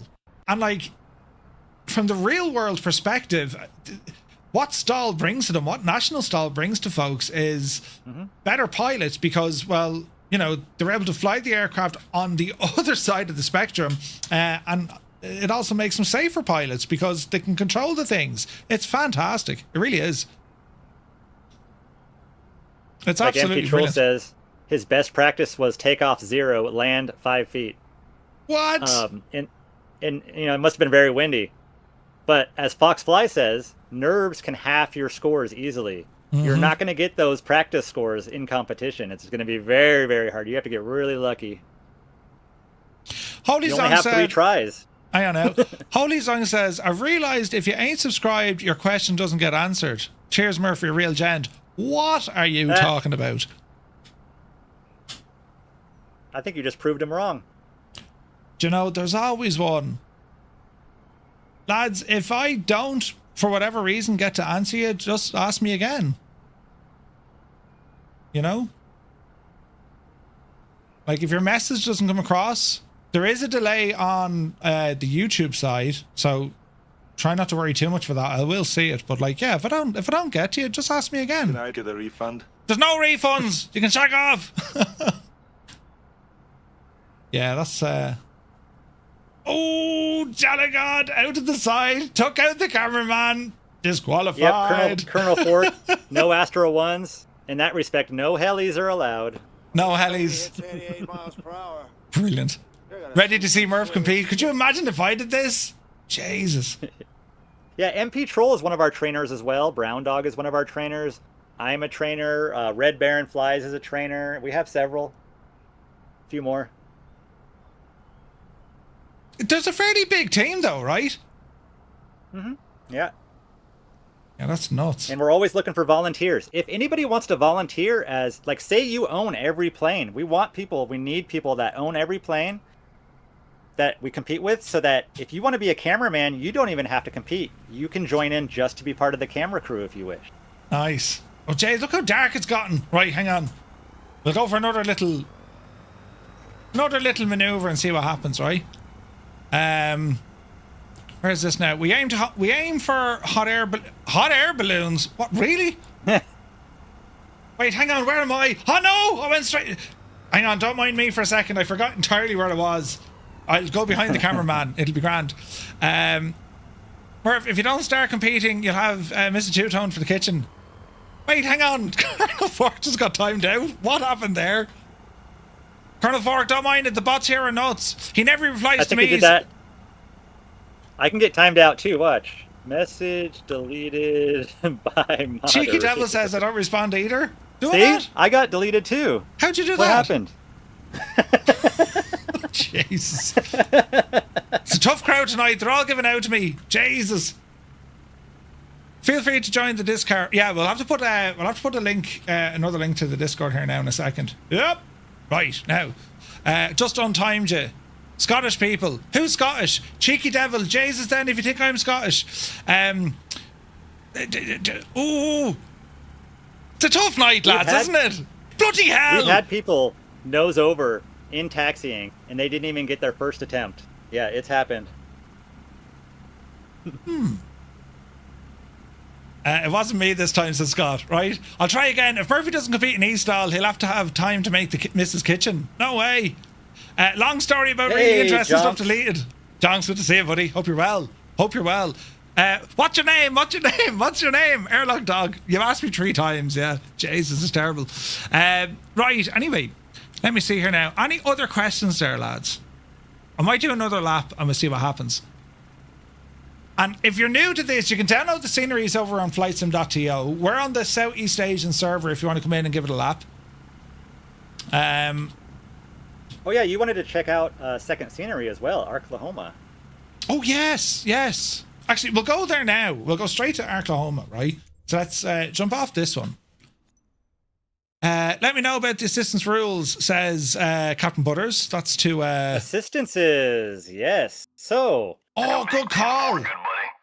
We have assistances like such as auto trim, that kind of things inside the sim. So the sim now, assistance stuff, yes. We do a fuel check before everyone starts their planes in their heat. And okay. we also run an assistances check. And unless you have prior authorization, like if you have a disability, you can use it. You just have to have it approved ahead of time. Okay. So we run no assistances in the sim. You can run whatever turbulence you want, low, medium, high, or realistic. It's up to you. It's going to be more of a challenge on realistic, but generally we all run low or medium turbulence. You're free to choose. But okay. Yeah, assistances are not allowed unless prior authorization is approved. Makes sense. So our airport. It's cloudy out here. Thank you, Anov. Yeah, we got that. Cheeky Devil, I'm on Xbox. You can compete on Xbox. You can compete on Xbox. So the scenery is available from the in-sim marketplace. That's where you pick it up. But yeah, that's a good one with the assistant stuff for sure. Let's have a look here now. There it is. Oscar Lima 42. That's the one. Oscar Lima 42 is the airport. Is it raining here? No, not yet, but it will be. It's very cloudy out here. Whose idea was this? Right, let's... Oh, God. Hey, let's run custom weather. Make it pretty. Okay, but look, I mean, no trees, really. Yeah. You have hills off to the side. Little hills. Yeah. This awesome. airport does not run directly north-south or east-west. It has an angle to it. There's different things. Like the hardest part, I think, is sometimes is just finding the pattern at each of the events because the scenery is completely changed around you. It's nuts, isn't it? We had one event in Oregon this year. The day started out with 0 visibility. It was like 10 feet in front of our faces. No way. And then by the time the live weather, by the time we started the competition, live weather, the fog had burned off just in time. We couldn't see 2 feet in front of our faces. That's crazy. What was Heisenberg flying? It looked like the A32, didn't it? I think so. So all of these locations are the real life locations that they compete. Oh, nice. They compete here, and then 1 week later, we're competing here. We're 1 week after the real life competitions. Oh, that's awesome. Okay, and like I was saying that earlier on, like, I mean, you could be following along the real world stuff and plan a whole load of group flights just flying to each and every different venue, right? Yeah, that's something I do on my stream. I've had a whole track that started out in April, and I've been crisscrossing the country in bush planes, flying whatever the next spec plane is to the next event. Because I always join spec as well as my main class. That's awesome. So, get this though. Wisconsin this year at Sodbus.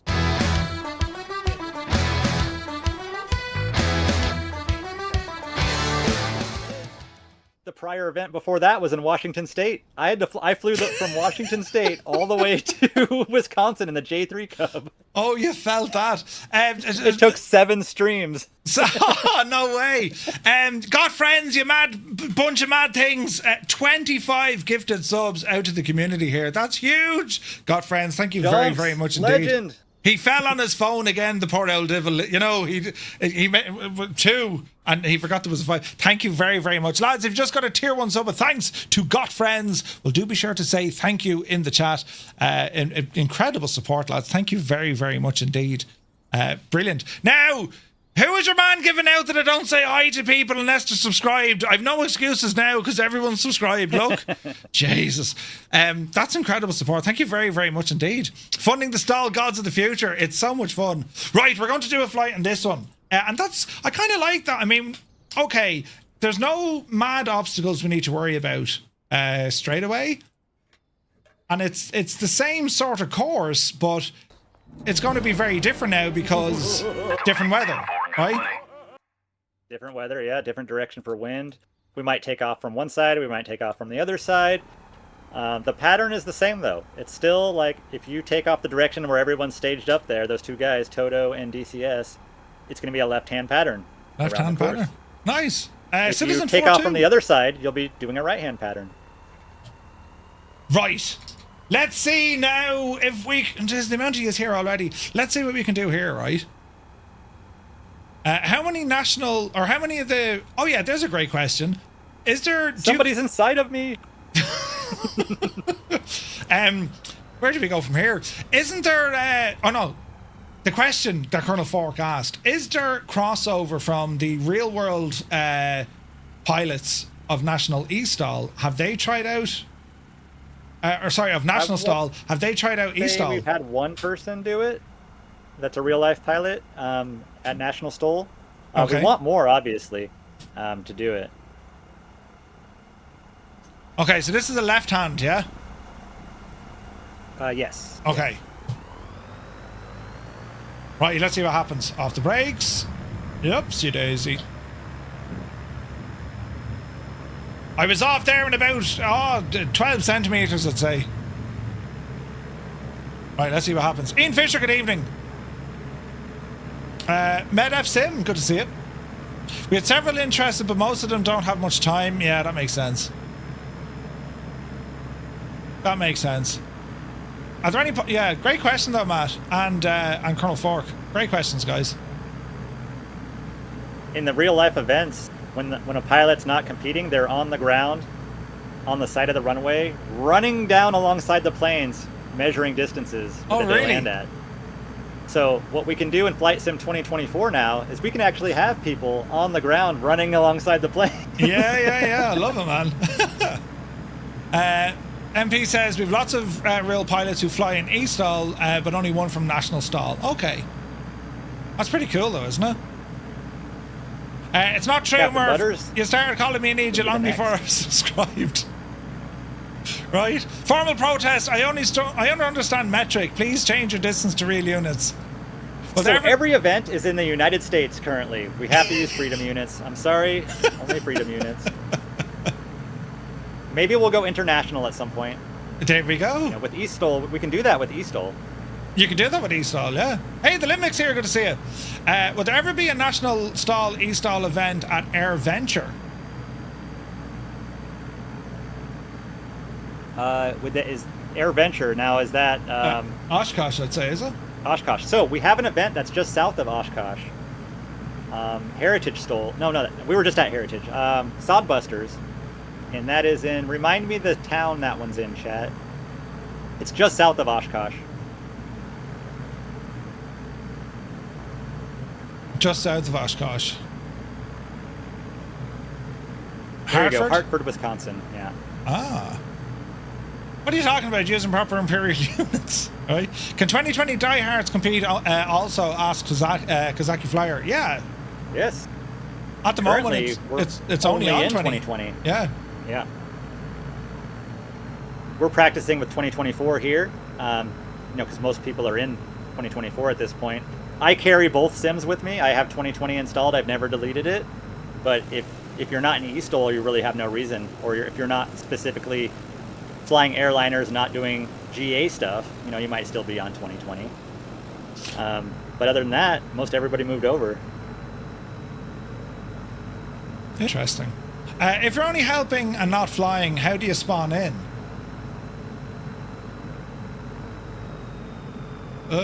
What do you mean?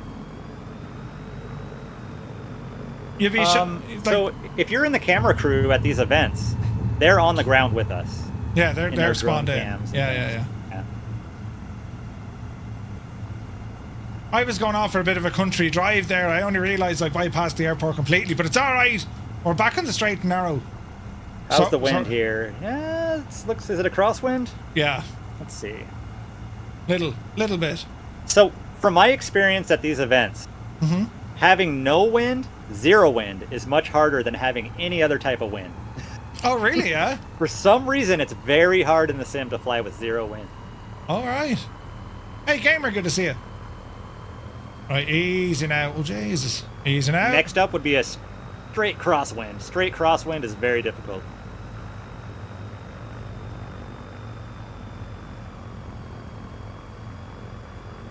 Ooh, this I can show you another thing on the line here. Yeah. So let's find the wind. And I'll show you how you're able to angle your plane into the wind on takeoff. You don't have to start out straight with both wheels on the line. Okay. So I'm coming up. We have a headwind coming from the left side. It's a quartering headwind from the left side. So what I can do, as long as my rearmost tire main gear is touching the line, I can stage myself into the wind like this. Pointed towards the left and not straight at the runway. I might have to pull up a little more. Okay, so you can kind of go side on. Right, okay. Now I'm going to move up there. You'll see, there we go. Now both my main gear, at least my rearmost main gear, is on the line. My front one can be over the line because I'm angled that direction. Okay. The thing is you don't want to angle your plane further than the furthest flag down the runway. That's the limit. That's the limit. Okay. So you can give yourself more of an advantage, a little more headwind that way. More of a direct headwind. And you'll be airborne within 20 feet. Well, 40 feet. Let's see. I have a 9 knot. Okay. Yeah, it'll be pretty short. Here we go.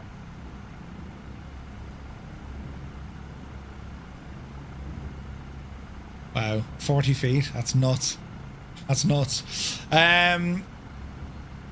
You couldn't get it that slow, Dory, Steffi. Stu says, not my type playing in the sim, but it is great fun to watch. Yeah. Roy says, are there also hover competitions if the weather allows? No, but we occasionally run other fun forms of stall. Nice. Yeah. We were hovering at our last event, and we were just hovering in Virginia Beach as well with that wind. Nice.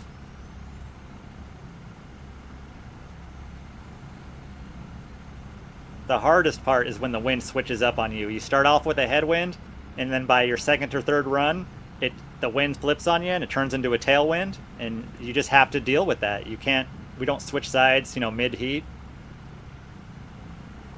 So your takeoff and distances are going to be much longer with even the slightest tailwind versus a headwind.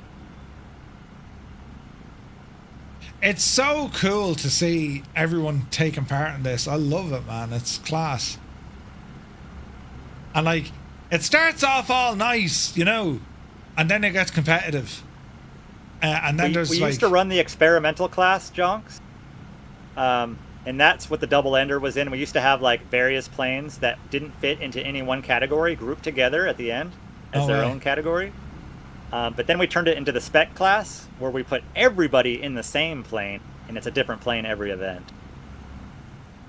We'll try to use planes that don't get used very often, or ones that don't fit into any of the classes.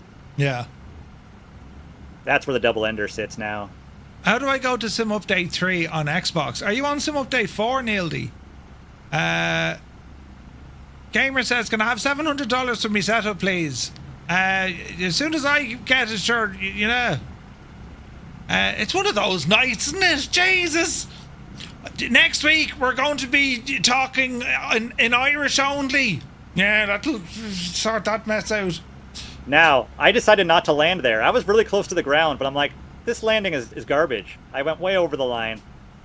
I didn't touch down. I powered up, and I'm going around. Now, do you have to report that? Do you need to report that? Yes. Yeah. Communicate with your ground boss. Say I'm going around. Okay. That's awesome.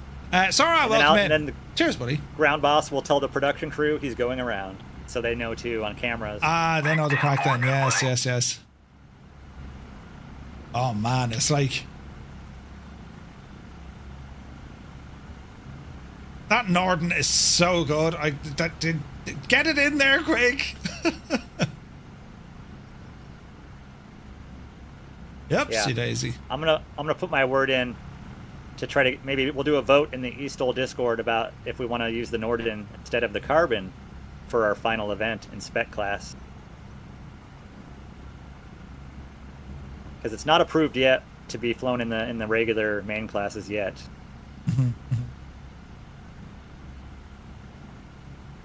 Oh, it's awesome, man. It's Steffi and Anov again, +1. All right, so we have Toto, eSTOL, Heisenberg coming in, Angels 1-5. It's a slightly harder course to navigate, but like 2 or 3 laps, you're going to be fine. This one is a bit more harder, I think. It's a little bit harder to find the runway here. Yeah. Now there is no airport here in the sim. This is a one-off airport. It's just a dirt field in the sim. They don't have it. It's the only one of our eSTOL sceneries that don't have a main airport attached to it. Ooh, a 60-footer and an 80-footer. That was close. It's really easy to try too hard and to nail it 1 centimeter, over the line. That it ends up hurting you because you end up scratching, and then you try it again, you scratch again, and then before you know it, you only have 1 attempt and you have no score. Yeah. You have to put down a score if you want any points. There's a real strategy to what you do each round. Man, that's awesome. And it's all up to the pilot, It's pilot choice on how you want to go about on your strategy. So you could say, look, my approach is bad, and that's a valid reason for going around. Yeah, yep. As long as you let people know you're going around, yeah. Okay. And as long as you don't touch your wheels down anywhere on the runway or before the runway. Delegate is having all sorts of crack there.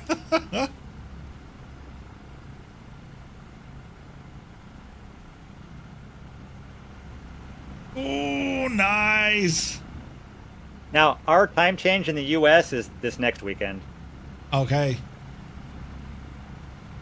We'll be caught up with you again next week. Yeah, we're slightly out of sync, 100%. Oh no, it's awesome. Listen, eSTOL, dude, thank you so very much indeed for joining us here tonight and just giving us this insight. I think for a lot of folks watching, this has been the first time they've probably seen this all kind of come together and now have a decent understanding. I'd say you guys would be confident now. I mean, get yourself registered, give it a blast, see what happens, see can you take part in this year's final event, which is coming up very, very soon. You're going to be streaming. You're streaming later on today or tonight, right? I streamed this morning. Mm-hmm. Well, first off, thank you for having me. I'm glad to help out. Not at all. Spread the word. Mm-hmm. I run these on my stream all the time. These trainings and descriptions, exactly what I've shown you here. But sometimes we'll go in depth with the rules all the way down, and show people. But yeah, I was streaming this morning. If there's a nice center eye wall of that hurricane that's about to hit Jamaica in the sim, then I want to go fly over there so find the eye. Or I might, I'm going to check it out. My next official stream is Wednesday, though. Wednesday morning. Is Wednesday. Okay, well, guys, I've just shared itzNorCally's Twitch channel here in the chat. Do ramble over. Do be sure to drop a like and a follow. Or if it's on Twitch, a follow. I don't know where I'm at anymore. I'm on the internet. Yeah, that's where you'll find me. But no, thank you very, very much indeed for joining. And a shout out as well to Fox, who's been kind of orchestrating things with us here in the background. This is so cool. And remember, when you kind of bundle it all together, when you look at the likes of our Stol flying and back country flying, and then you can kind of see, well, look, this is its own avenue. I mean, you can get into the competitive space with this. It's great to know that there is a full championship already sitting there waiting for us, which is brilliant. So it's so much fun. An incredible amount of work has gone into this. You can clearly see it just a lot from the sceneries alone. Super Typhon. You're very welcome. And he mentions that I'm as much of a bush guru as Kando. Kando is very good at the technical and explaining the dynamics of everything. I'm more of I feel the plane. I don't know anything about the specifics of it. I just feel it. I'm kind of a weird that way. But Kando is the one that trained me. When he was a brand new streamer, I was one of the few guys. Some days it was just me and him on his stream, and he's teaching me one-on-one on how to land and take off a tail dragger. No way! So he was my mentor through all this, teaching me how to fly. That's awesome. That's awesome. Me, on the other hand, I just listen to good people like yourself and Kando, and then I'm like, yeah, I know what to do. That's. Yeah. It sounds good. Sounds good. Yeah. I know a guy who I know a guy who knows that. But no, listen, dude. I want to thank you so very, very much indeed. It's a great insight, and we'll be back here. I mean, this is something I'm going to throw my arm at just for the giggles, right? But I think we're going to get a lot of folks in our own community to give this a shot, because watching them even fly here tonight, it's been incredible. Remember, have fun doing it. If you're not having fun, you're not doing it right. Yeah, 100%. It's all about having fun, and I think there's going to be so much fun with this. Definitely. So listen, eSTOL, we'll let you go, buddy, but thank you so very, very much indeed for tuning in, for spending time with us and explaining things, and we'll catch you on the next one, bud. You're welcome. Cheers. Thank you. Have a great night, everybody. See ya. All right, guys, that was eSTOL. Do be sure to follow that link and ramble over to his Twitch channel there. Just awesome guy, spending so much time just to explain what everything is all about. And as I say, I mean, you can track what they're doing in the real world when it comes to National Stol, and you can track it from eSTOL as well. It's incredible to think that this entire thing is already up and running, and they're only asking for folks to go in and give it a try. So give it a try for sure. So I want to thank you all so very much. Got friends as well. Unbelievable support tonight. Really appreciate it, lads. And to everyone in the chat for tuning in. If I didn't get around to everyone tonight, I do apologize. But like, such is life. It's if I don't answer you, I don't ignore. Unless you're being a complete gobshite, then I'll ignore you. But I try not to ignore people. So see how it goes, But fantastic stuff. Now, we've no streams tomorrow, but we're back on Wednesday at 2000 Zulu time for this week's Flight Sim news. So looking forward to that already. So enjoy the rest of your day. Have a lovely evening, and we shall see you all on Wednesday. Until then, you take care.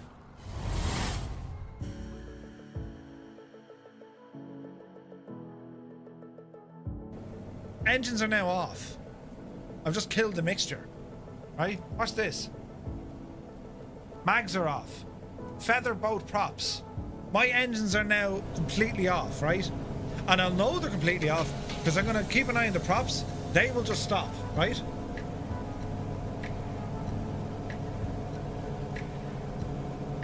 Engine 1 stopped. Engine 2 stopped. That's the sound I should hear.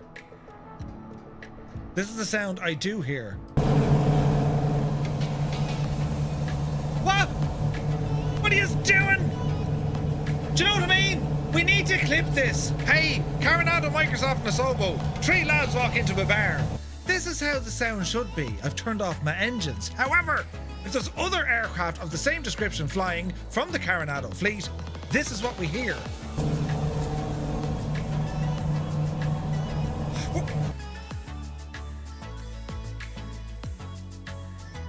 Lads are over there, so we'll have to do a bit of a chicane here. Mother of Jesus! Give out! What the hell? I'm sure something here. Did you just see what happened to Give? Are you in the drink? You ended up in the Water. This is possible. Did you just see what? What? There's like, I'm upside down in the water. I had a terrible accident. That I was wasn't even moving. That was like, oh Jesus. Oh man, that was so funny. Steiny, are you watching Twister or something? I mean, that was just... Holy crap. Holy crap, holy crap, holy crap. We're going in, that's it. There's no turning back at this stage. Jesus, mind the bears. Look at this big E just... Oh no, we're at the giant. Quick, get out. Oh no, we're... Jesus. Oh. Ooh.